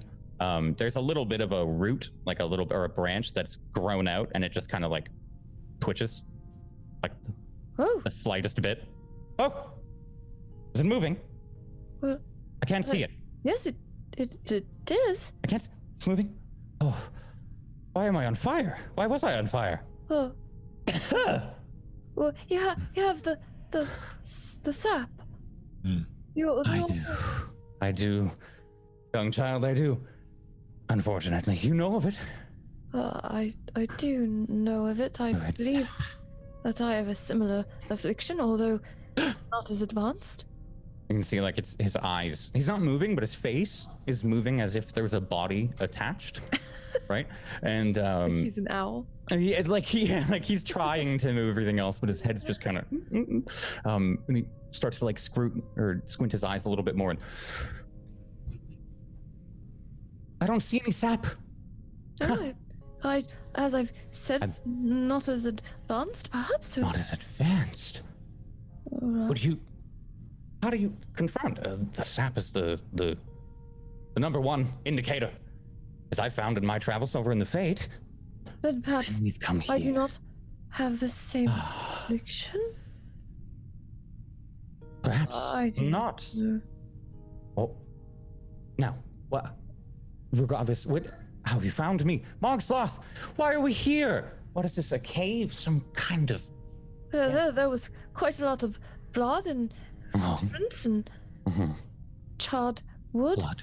And- Charred wood. Last we were in the old city. Oh, Up at the monastery. oh, Studying the fountain of youth. the monastery. Exploring, finding a font of life in an old, abandoned, forgotten monastery. How exciting. What happened to it? Where is it? Mogsloth, did we find the secret? Did I pass out again?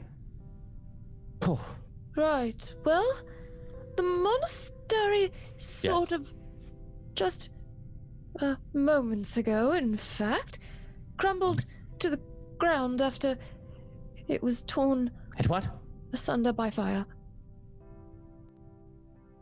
It I'm was sorry. burned If you could, to the ground. it was burned to the ground. Yeah. And crumbling in fire. That's what you Unstoppable said. fire. He was. Unstoppable. Yes. Right. There was nothing that Nothing could be done. for this. Like a No. magical fire. Somewhat magical fire that nobody could have stopped or predicted. No one. Nobody could stop the Right. fire. Could be anything. Magical. And the whole city? Is it lost? Then? In its entirety, probably. You see, Yes. like a small smile, like trembling to his face, like. And was it the orcs? As it like goes turn again. That Was it that banshee? I think the fire was rather an accident and an unfortunate. Yeah, probably the banshee. And Mogsloth. we Was it you? destroyed the banshee. Destroyed the banshee. So you were there. You were there at the fountain. Did you see it? Before it all burned down to the ground terribly. How did you escape alive? The fountain? Yes. The fountain inside the monastery. Yes. The power of life. Well, well, sort of. Perhaps I don't think it was the fountain that does that. So you've seen it. You know what I'm talking about. At least anymore. Because of the fire? Oh no! All power seemed to have left that place long before that accidental fire. So it was true. It was real. What was? The fountain itself. I do not. It had power at some point. It may not have worked now, but it was true. There are others potentially then in other temples. Maybe. Oh, this is good news. The rot of the matron. See, I need the water of it. Then it is. Cure myself and then cure the entire fate. Oh. Well.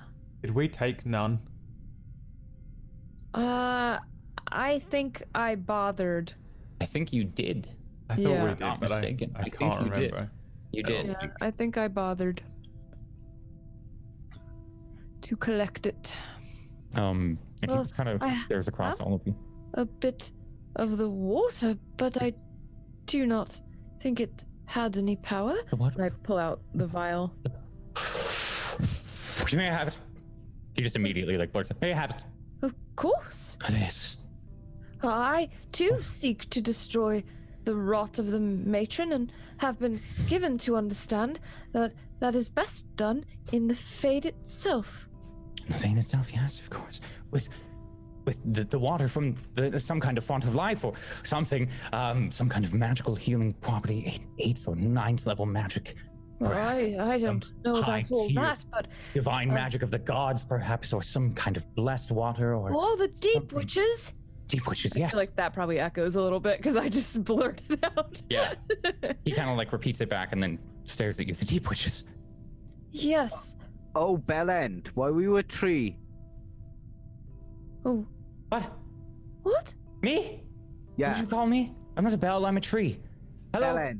I'm Bristlebark Brightleaf. Nice to treat you. He is just a tree. Yes. But no, it's like a bloke. What? Yes. I was an elf at some point. Wasn't always a tree. But why? Well, the rot of the matron, of course. The deep witches of the Fade. The coven. They come back. They're cursing the entire forest with this rot, this sickly, saply disease that leaks from the trees, the animals, the corpses. It turns them into power crystals of some kind, that laden with magical energies, and eventually they take over. And they turned you into a tree. Be destroyed. Well, yes and no. It was kind of my experimentation with the disease that turned me into a tree. I was You trying to turned cure myself. yourself into a tree. Yes. Yes, I was trying to cure myself. Right. It did work quite well. It slowed down the process, actually. Oh, wonderful. Yeah, that Yes. that, did that worked that. banging, mate. But you, Well, I have What tried is an your name? awful lot of things, Megan. You ever bathed in bear's blood? I can't say I have. I have. I'm just saying he turned himself into a tree and... Well, you might do if you were similarly afflicted. But you weren't You can trying see to Kale's turn getting yourself kind of into- worked up here about Yeah. this. You can tell Kale may be visibly offended or something. And Bristlebark is, yeah, I've tried the bear blood. You did as well, yes. Nothing. Mogsloth lowered me into the entire thing. Oh, you are good friends then. For a long time. Smile kind of perks up. Oh, wonderful.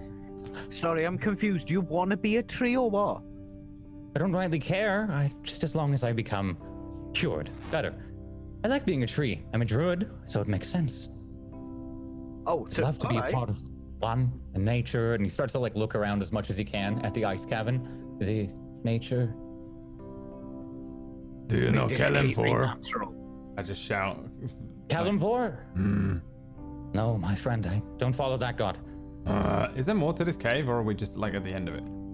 There's 2 other points that we did not get to. Yeah, you can see the cave goes on. It went on in 3 directions separately before you came into this bend, and there was like you can see further down this tunnel here. There is a little bit more.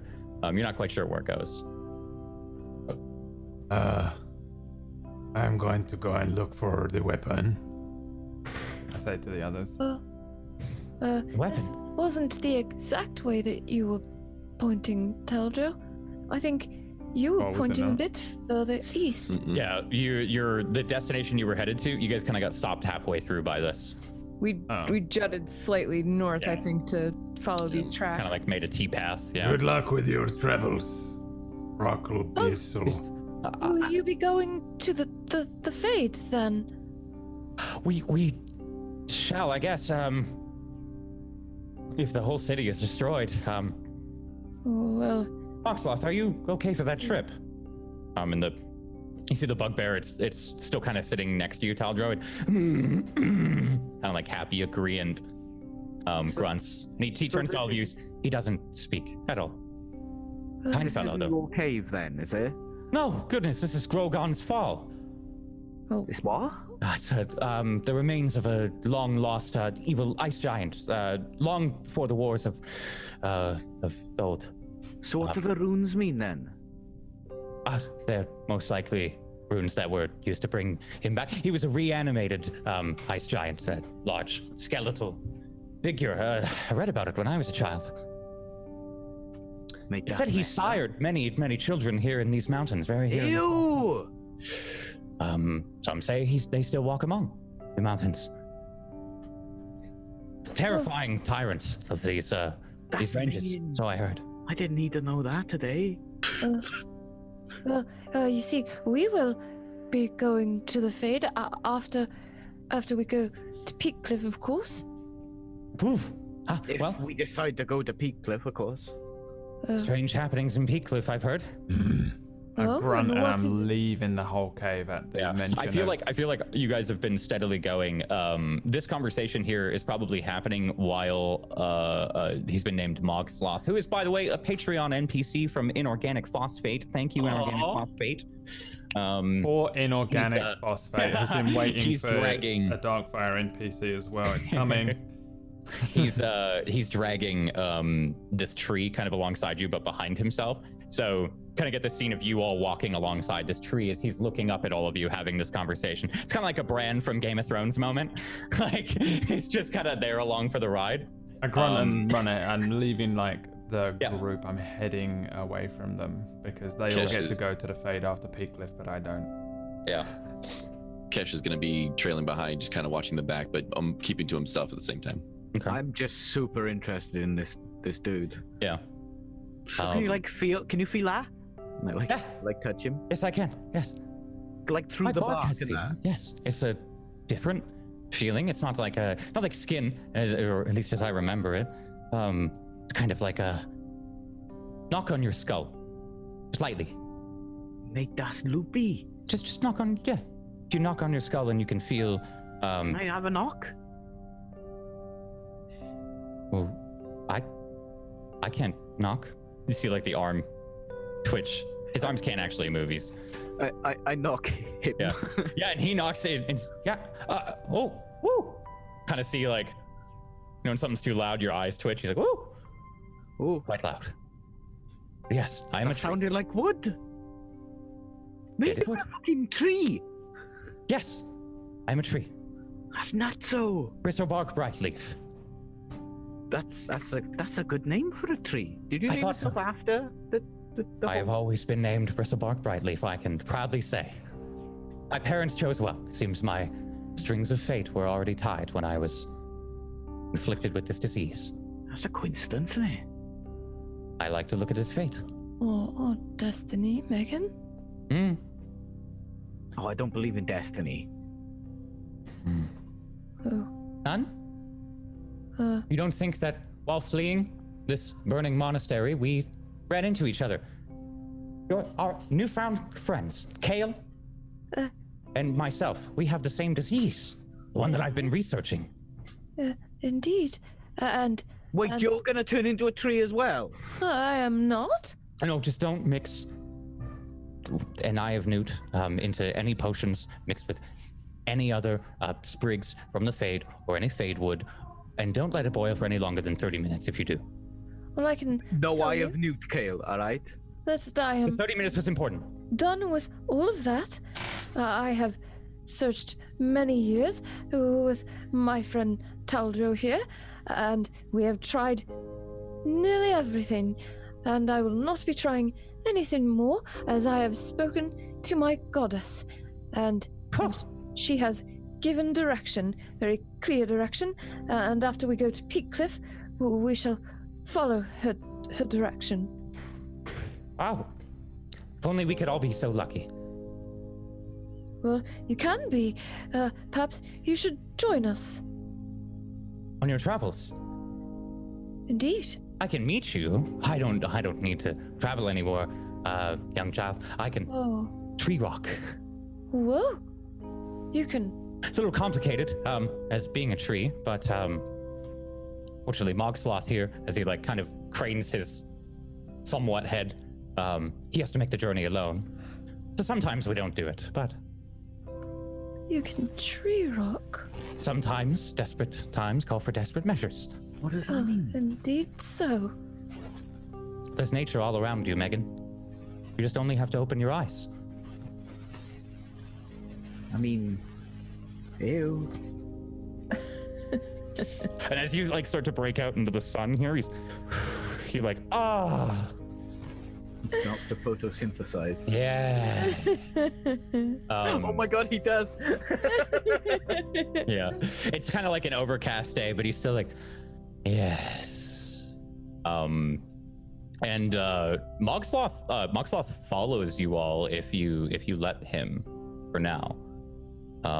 Okay. So it takes a little moment. Taldro, you are ahead of the group here. How far ahead do you think you are? Oh, not far. Like, just, Yeah. you know, like when a child is sulking and it walks ahead a few feet. Mhm. Isn't it? Okay.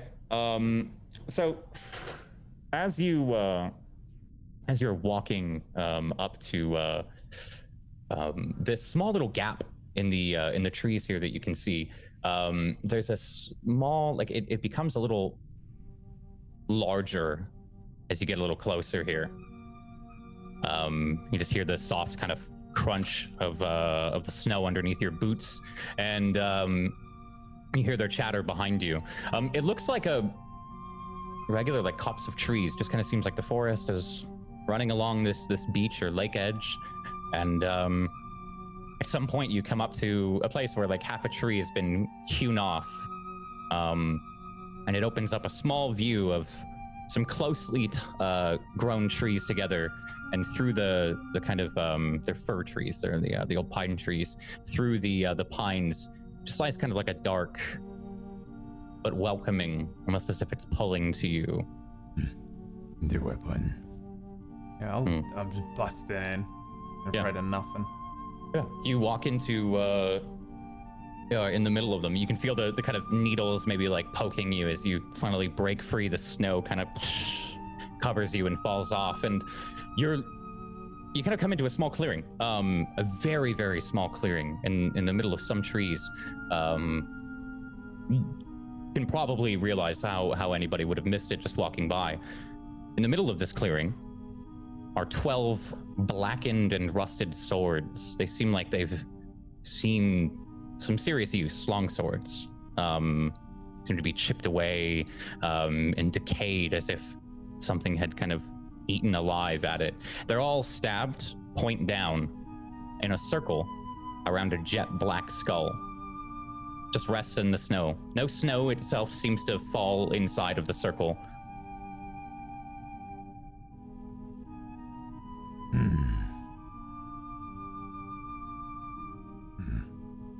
Perhaps I tie the swords together.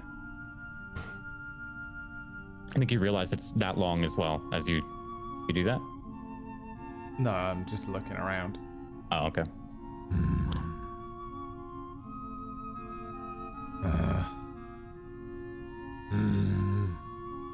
Do any of the swords look different? Give me an investigation check.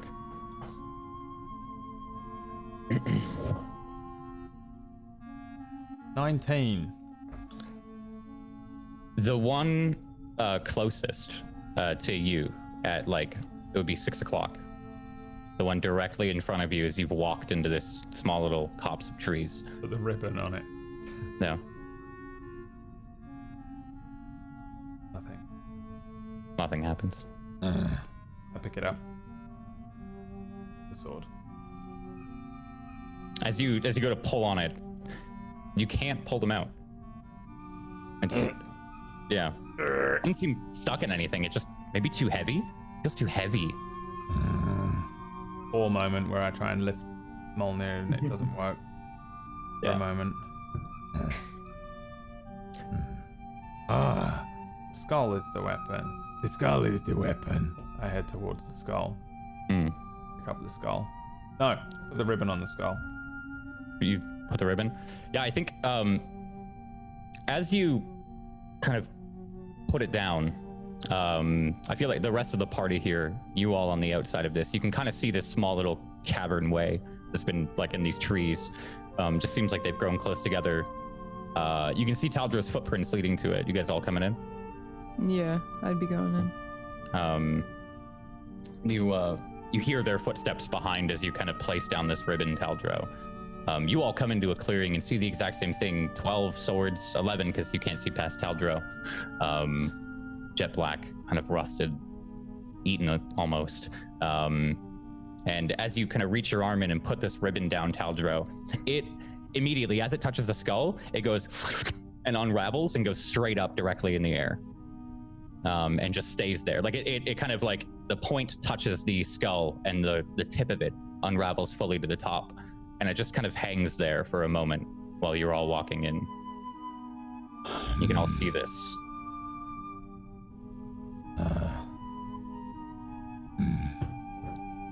Ribbon, skull, swords, weapon. Ribbon for skull. Skull become weapon. Swords are weapon. The swords slowly start to lift up. They go 2 inches up and they begin to circle. Like ever so slightly. They go 2 inches off the ground and begin to circle slightly. Am I stood in the middle of all these swords right now? No, I figured you were out of the circle. It's a pretty small, like tight circle. If you want to be, you can. No, I want to leave. No. They begin to circle. Okay. And rise up until they reach the same height as the top of the ribbon, and the ribbon starts to tie itself around all the swords, kind of looping and weaving around, and it kind of, with one final bow, pulls them all together, and they form together into a black sword that then slowly starts to go down, and you hear the soft as it parts open the skull and splits it through the middle. All the black from the skull is absorbed into the sword, and snow begins to fall around it again. Just sits there lonely in the middle of the skull. This long sword, jet black, perfect condition, and only one of them remain. What do you do? First of all, this is Cloud's fusion sword from Advent Children, and I'm doing everything in my power not to just run at it and grab it. Second of all, I go to walk towards it and then I turn back to Kale. Do you think that I should take this sword? Well, I was directed does towards seem it. a little meant to be, but also dangerous. But if it were me, Taldro, I would take it. Perhaps it will be for you. After all.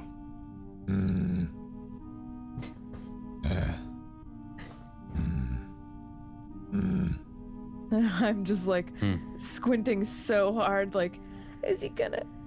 I don't. I snatch the sword. Yeah. I think it's a really I expected cool not to scene. move maybe as well. Yeah. I probably snatched it a little too hard because it. Yeah. It comes out, the skull goes flying off and kind of smashes as it hits a tree. The sword it flexes and kind of you swing it out. As you pick it up, it feels familiar. Feels, like it belongs in your hand, like it was meant to be within your gauntlets. And it feels like a true extension of your arm. Okay. It's nice sword. Well balanced. Seems to, be in good condition. It looks like it fits you very well. I'm like trying to find somewhere to put it. I got the whip, a longbow, the other great sword, the broken warhammer. Yeah. Yeah. Okay. I will hold it.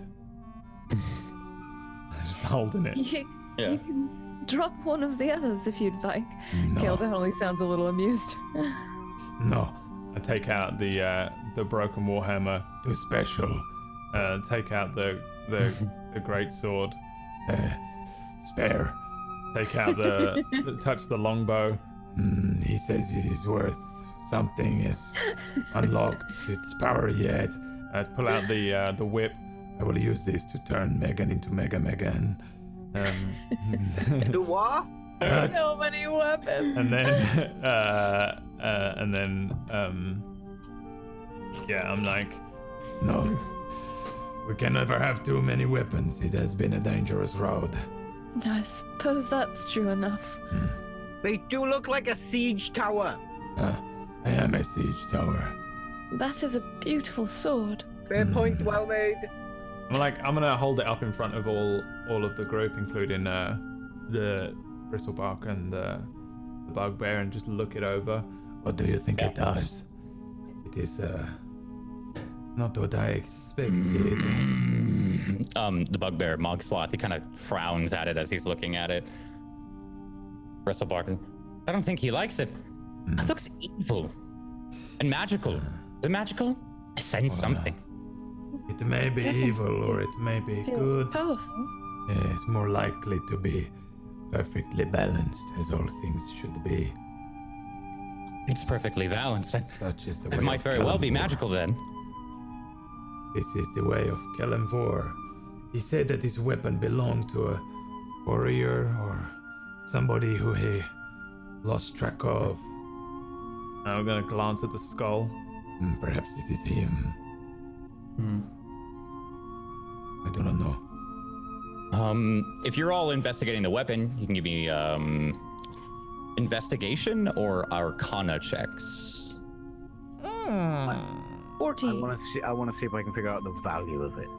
Of course. 7. Give me an investigation check. Just basically glancing at it. Like 20 quid. Natural 20. I mean, it kind of. This is great because it looks like a very thin, shoddy sword. It looks impressive, but like a show sword, or like it would break in one hit. Kind of the jet black features of it, it almost makes it look like it's like made out of onyx, which would then just like one swing would just but it's not onyx. It looks like a cheaper made version. That looks like a toy sword. Kesh, as you're kind of panning over,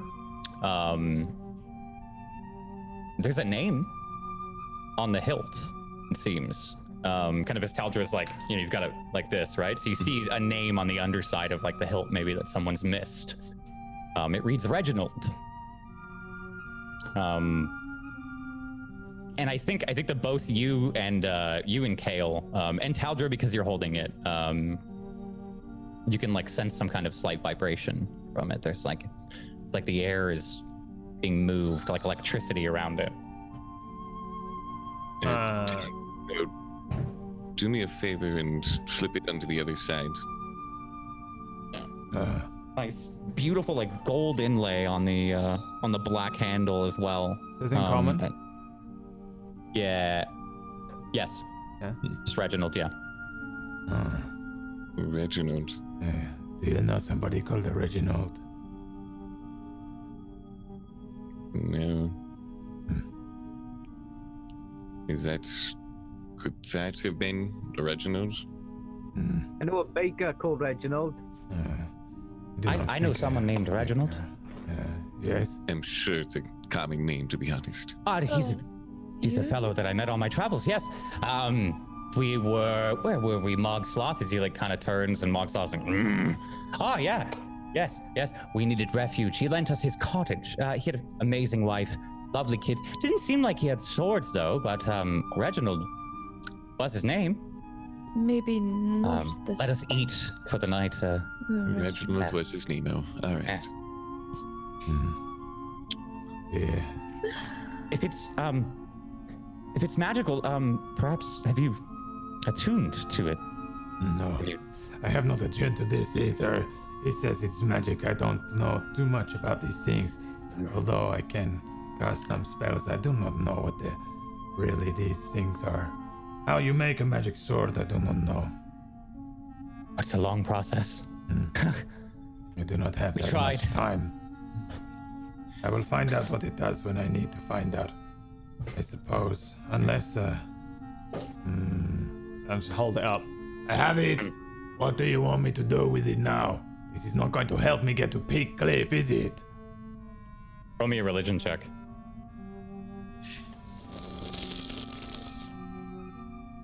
Lamb 17.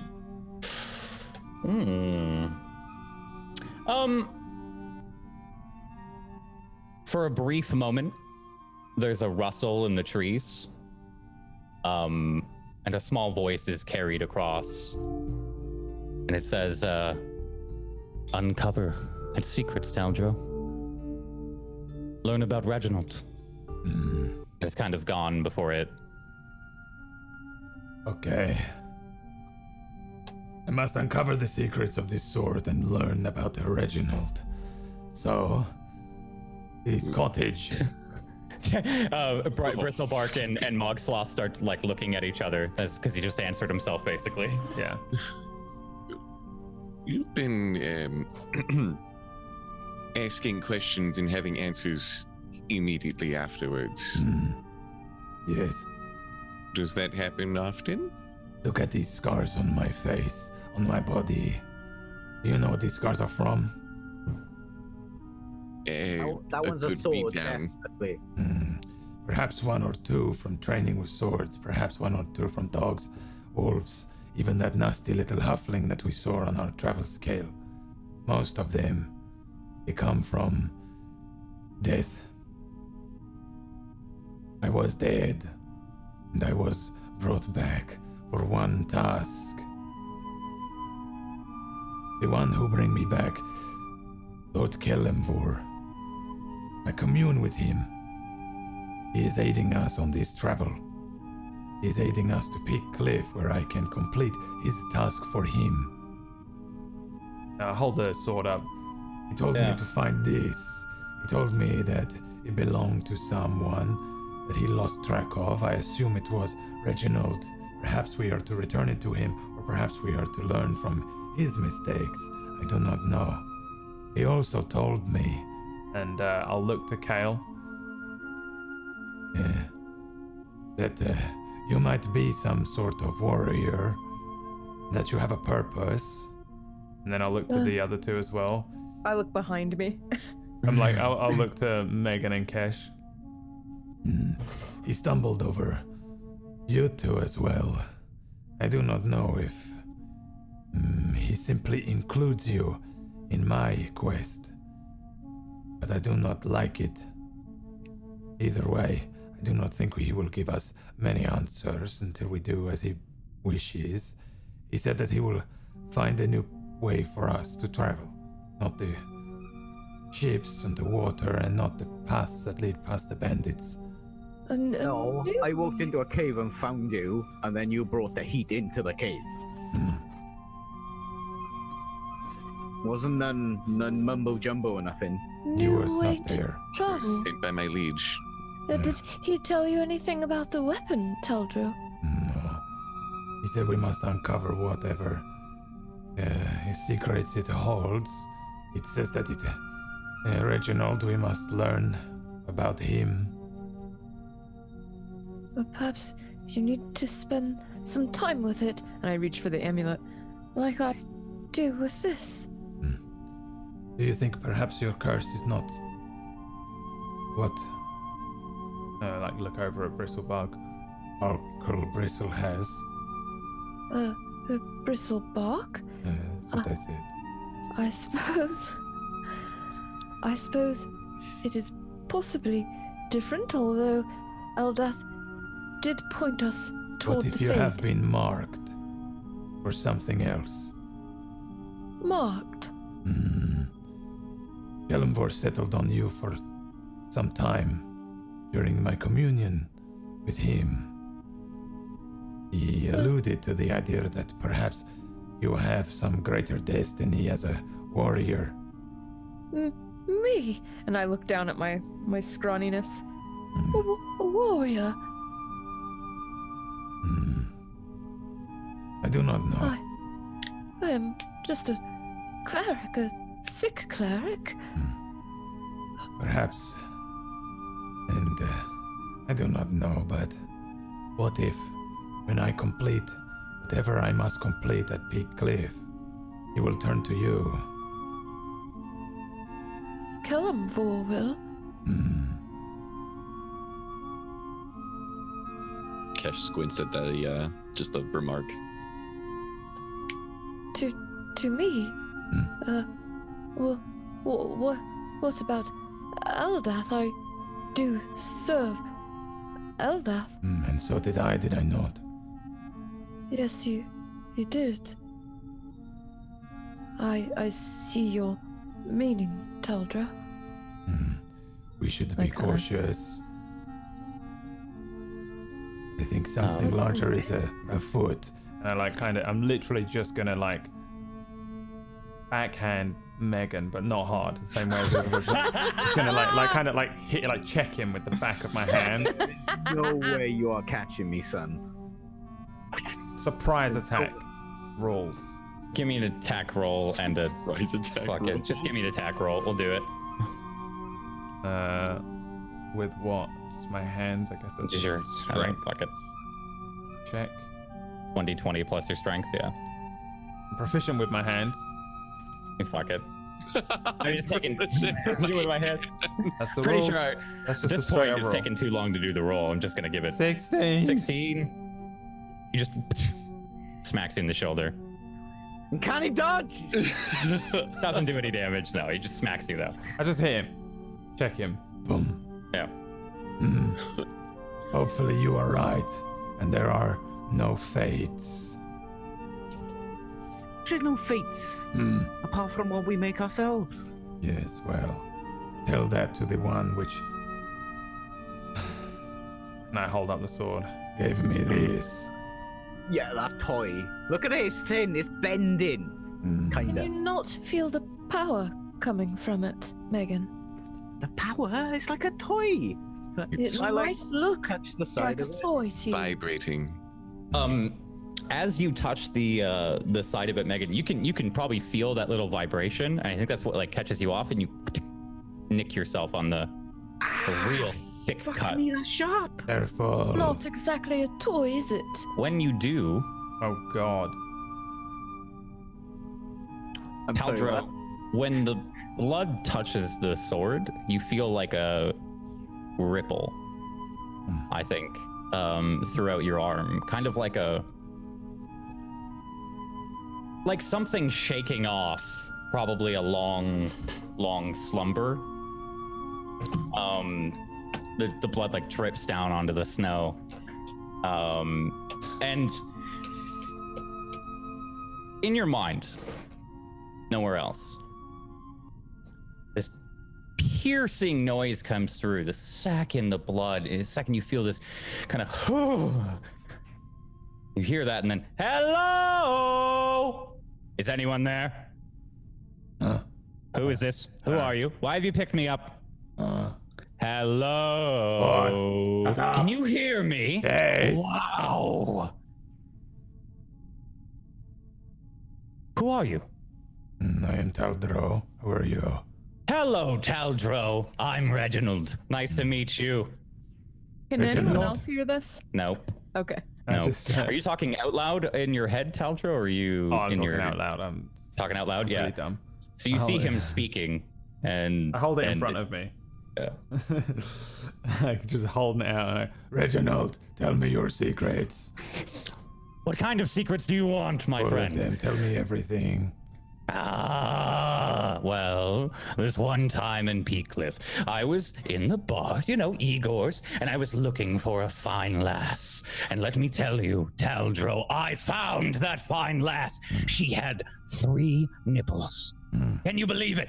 But she told me never to tell anybody. So, but if you ever see Marcy in Peakcliff at Igor's Tavern, she's got 3 nipples. 3 nipples on Marcy. Yes. Okay. Yes. Next secret.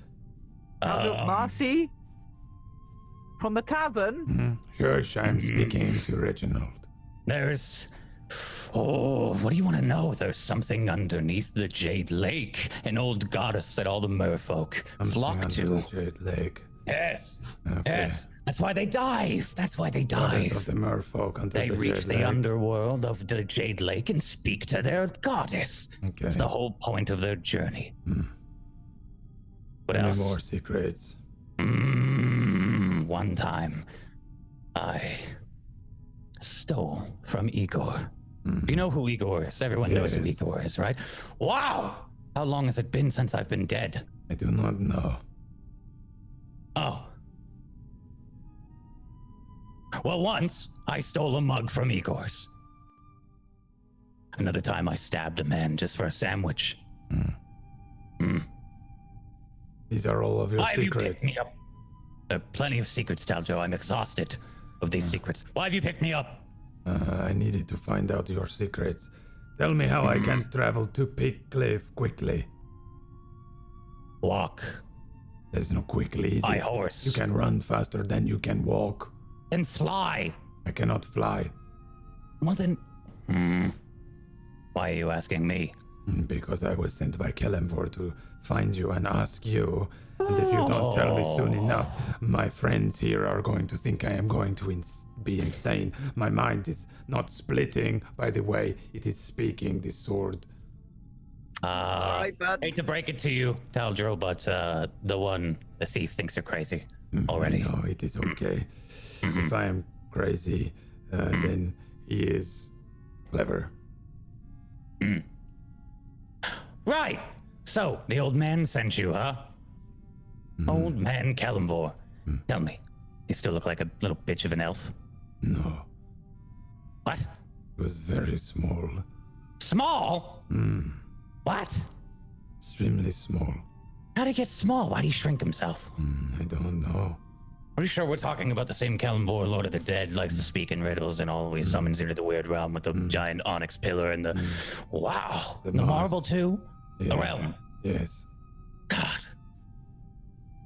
Boring. Why? Anyways, why? Why what? Why did he send you? Because I need to get to Big Cliff quickly. Well, I'm a sword, Taldro. I have one purpose. Do you know what that purpose is? Speak. To kill the undead! Where are they? I can take you to them. Yeah, you will. And we're going to kill them, Taldro. Where are they? Big Cliff. Peakcliff. There is an infestation of undead there. Undead in Peakcliff? Fuck. I do not know more than that. Okay. Yeah. I'll come with. Okay. I don't have a choice, right? if you wish to stay here, I can leave you here. I was joking. I want to go. Okay. Taldro, you've told me there's undead. I hand the sword to Megan. I ain't touching nothing, Yes, but take it. He wants holds to it out speak to you. This laughing just kind of rings.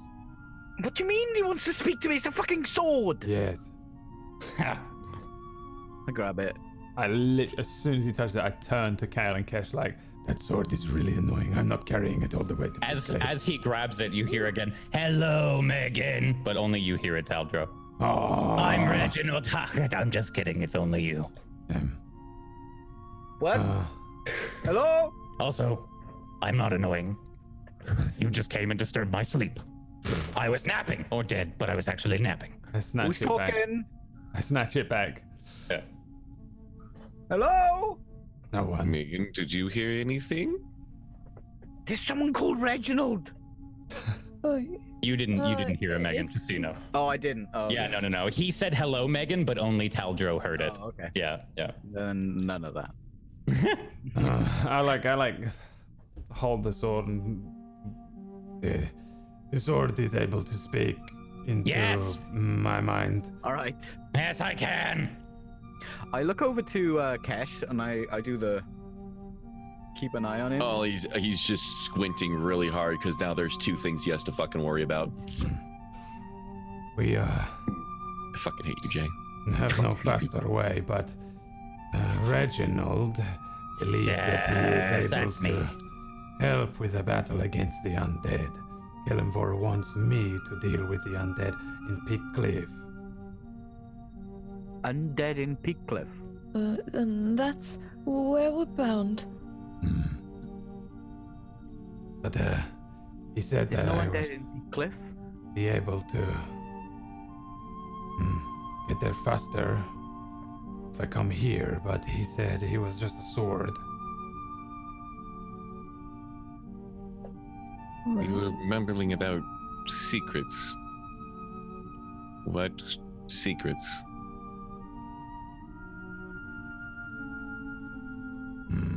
Reginald's secrets were that there was a three-nippled woman at Igor's. Oh yeah, question. Do I know what was her name? Marcy? Roll me a history check. God, I hope it's like history. cousin, brother, mom. A history check. Cousin brother mom. History. Aunt Marcy? Oh, That is a 3, Jay. that's a natural 1. Yes, you've heard of Marcy, but not for the right reasons. Maybe a couple diseases. Isn't really doing too well nowadays. You mean the half-dead witch? She lived in a box. Yes. He said that he once murdered someone or something. No, she's still alive, kind of. Wow, really? My God, she's old. He is very shocked at this. Who is shocked at what? Shocked. Reginald. I'm excited. Who the fuck is Reginald? The You have sword. to go and It's find. the sword. He's talking. Sword. It Sword doesn't is make fake. any sense. I know it doesn't, but I know Taldro, and if he says he's talking to the sword, he's talking to it. What Take if it he's for its face value. It makes it a lot easier. I touched the sword. There was no one talking. Yeah, you touched the sword I and Can't woke believe it I up. just said that sentence. It's It not talks your to him. sword. Oh, it has to be your sword. Otherwise, it doesn't Megan, talk to you. Right? you've just met a tree who was an elf. Yeah, but that was. Kind of still am. Got a point. Oh, But- right. Sorry. No worries. So the Looking at the- sword is a person? Just looking at the tree. I don't know. How often do you run into weapons that talk back? Oh, me, I've never run into a sentient weapon. That's really fascinating to me. We have two. Fantastic. You have two? as Do they we both Pull the talk? whip out. Yeah, as you pull the whip out, there's like it starts to like its head like starts to look at the sword, and you hear Reginald in your mind. Ah! What is that? You're cheating on me already. This You is have another my one? little. Get rid of it.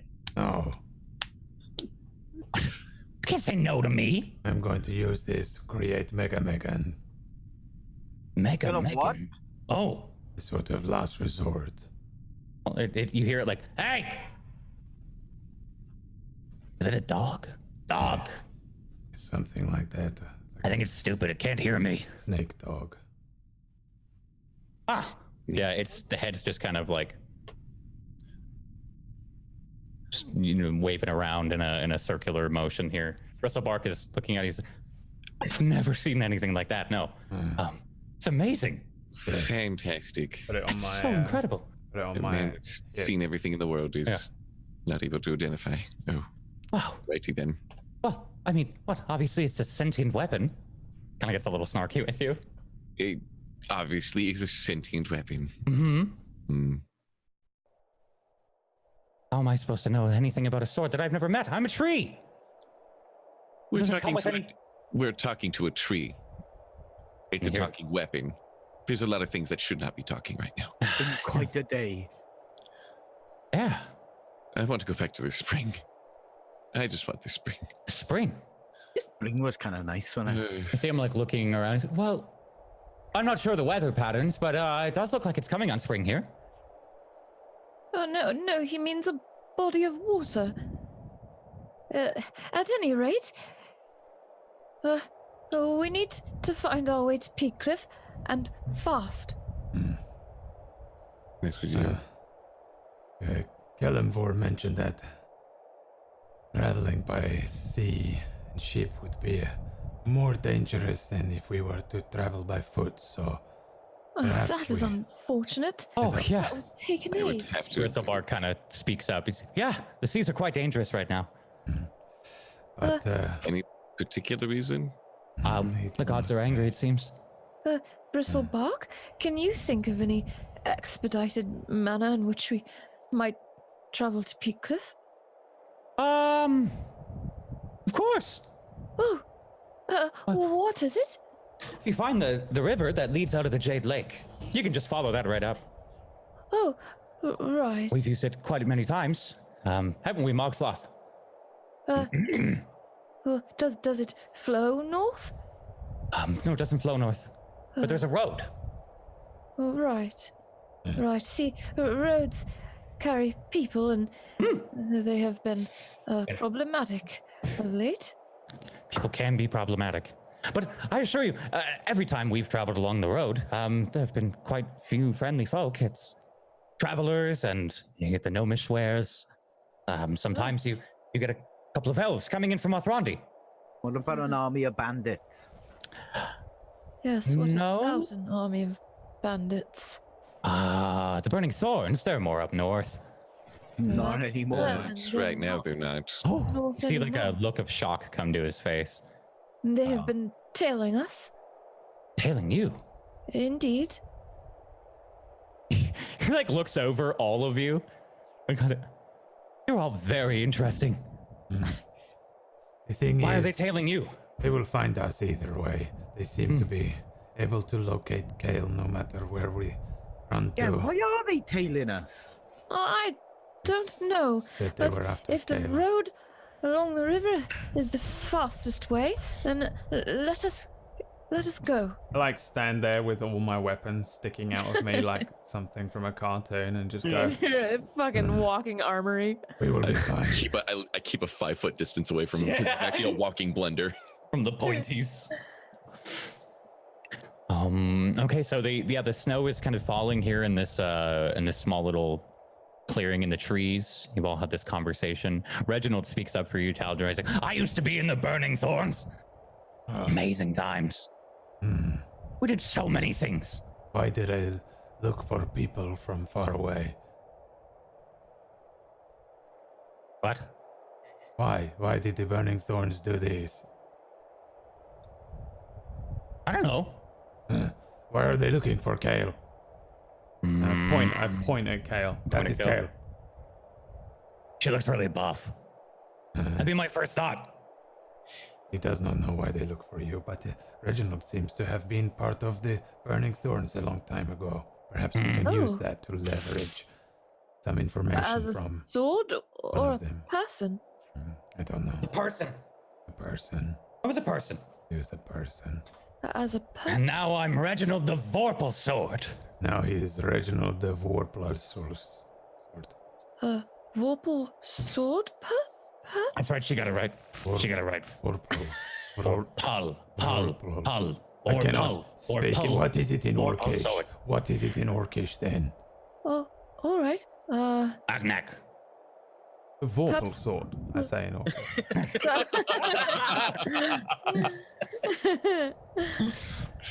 Right, perhaps we'll talk along the way. Like I'm out. I'm just trudging Yeah. along, like clank, clank, clank, clank, clank, with all my stuff on me. Reginald here in your ears as you're walking, he kind of starts to like, we're walking, we're going to kill some undead. And I think that's a good choice that's a good place to end our episode for today. Oh my god! That was awesome. This is Good owned job, back for guys. Balgaresh, isn't it? Good Fucking- job, Jay. Amazing this job. is Balgaresh 2. That's what this is. He's sat on this for You know about what a it's called? year. It's called payback. He's waited for a year to do this. To me. Every single In time. Dustvale, something similar happened to Jay. Yeah, If you haven't my seen it. character, they could talk to ghosts, and one time he got a very chatty ghost inside of his head. Sorry for the short session today, everybody. If you're watching on YouTube, we started the stream today on Twitch with some audio issues. Before we end this, I really want to shout this out. Thank you to whoever donated. I think it's $250 or maybe a little bit more to our St. Jude campaign. We're at $1,100 raised, which puts us at $900 away from zigzags for a day. Whoa! Thank you, somebody. So thank you so much, everyone, for coming by today. Thank you all for watching. Why don't we go around the table here? You guys can outro yourselves and your characters. Let's start with Megan. Peachy Pixel. Hey guys. Jay said, "Well done, everyone," but that was the Jay show. That was dope. That was really good. Follow me on twitch.tv/PGPixelate. Tomorrow, I'm gonna try out this new bad boy. Holy noses! It's a huge. What is that? What is that? The Hotas, Look at the right? shaft. It's Hotas? It comes apart as well. Oh, that's fucking cool. I don't know what that is. What is that? Buckaroo? What am I looking at? What is that? this is a hot ass. It's a flight simulator Yeah. stick. It's like an abbreviated. It's a hot ass. That's a hot ass. Hot ass. It's hot ass for his spindly shaft that he What do made. we call Zot from now on then? If that's the hot ass. The joystick. So then what do we call Zot from now on? If that's the joystick. But I'll probably be doing that tomorrow. So yeah. That's joystick. Either way, it's Oh, gonna be that's playing with choice. his dad. And don't forget to gonna be message playing Dot with on his Twitter child. for new names. Now we can't call him Hot Ass or Joystick. Yeah, we gotta Why figure do my it out. names always have to change? Come- First it was Kesh, and now it has to be Pick fucking their names, all right? Don't blame us for your failing. All right. Give us new names for next Malcolm the week. Baylor. Malcolm the Baylor. Malcolm. The artist formerly known as Hot Ass. What about yourself? It's me, your boy, Joystick. God, I can't tell you how much I hate sentient weapons. Jay you knows. hate it? Oh, Jay fucking knows. Immediately, as soon as I saw that whip, just I'm. Oh. You can find me at twitch.tv/Zapbot. Follow him, guys. Follow him. That's it. Tuesday Gray.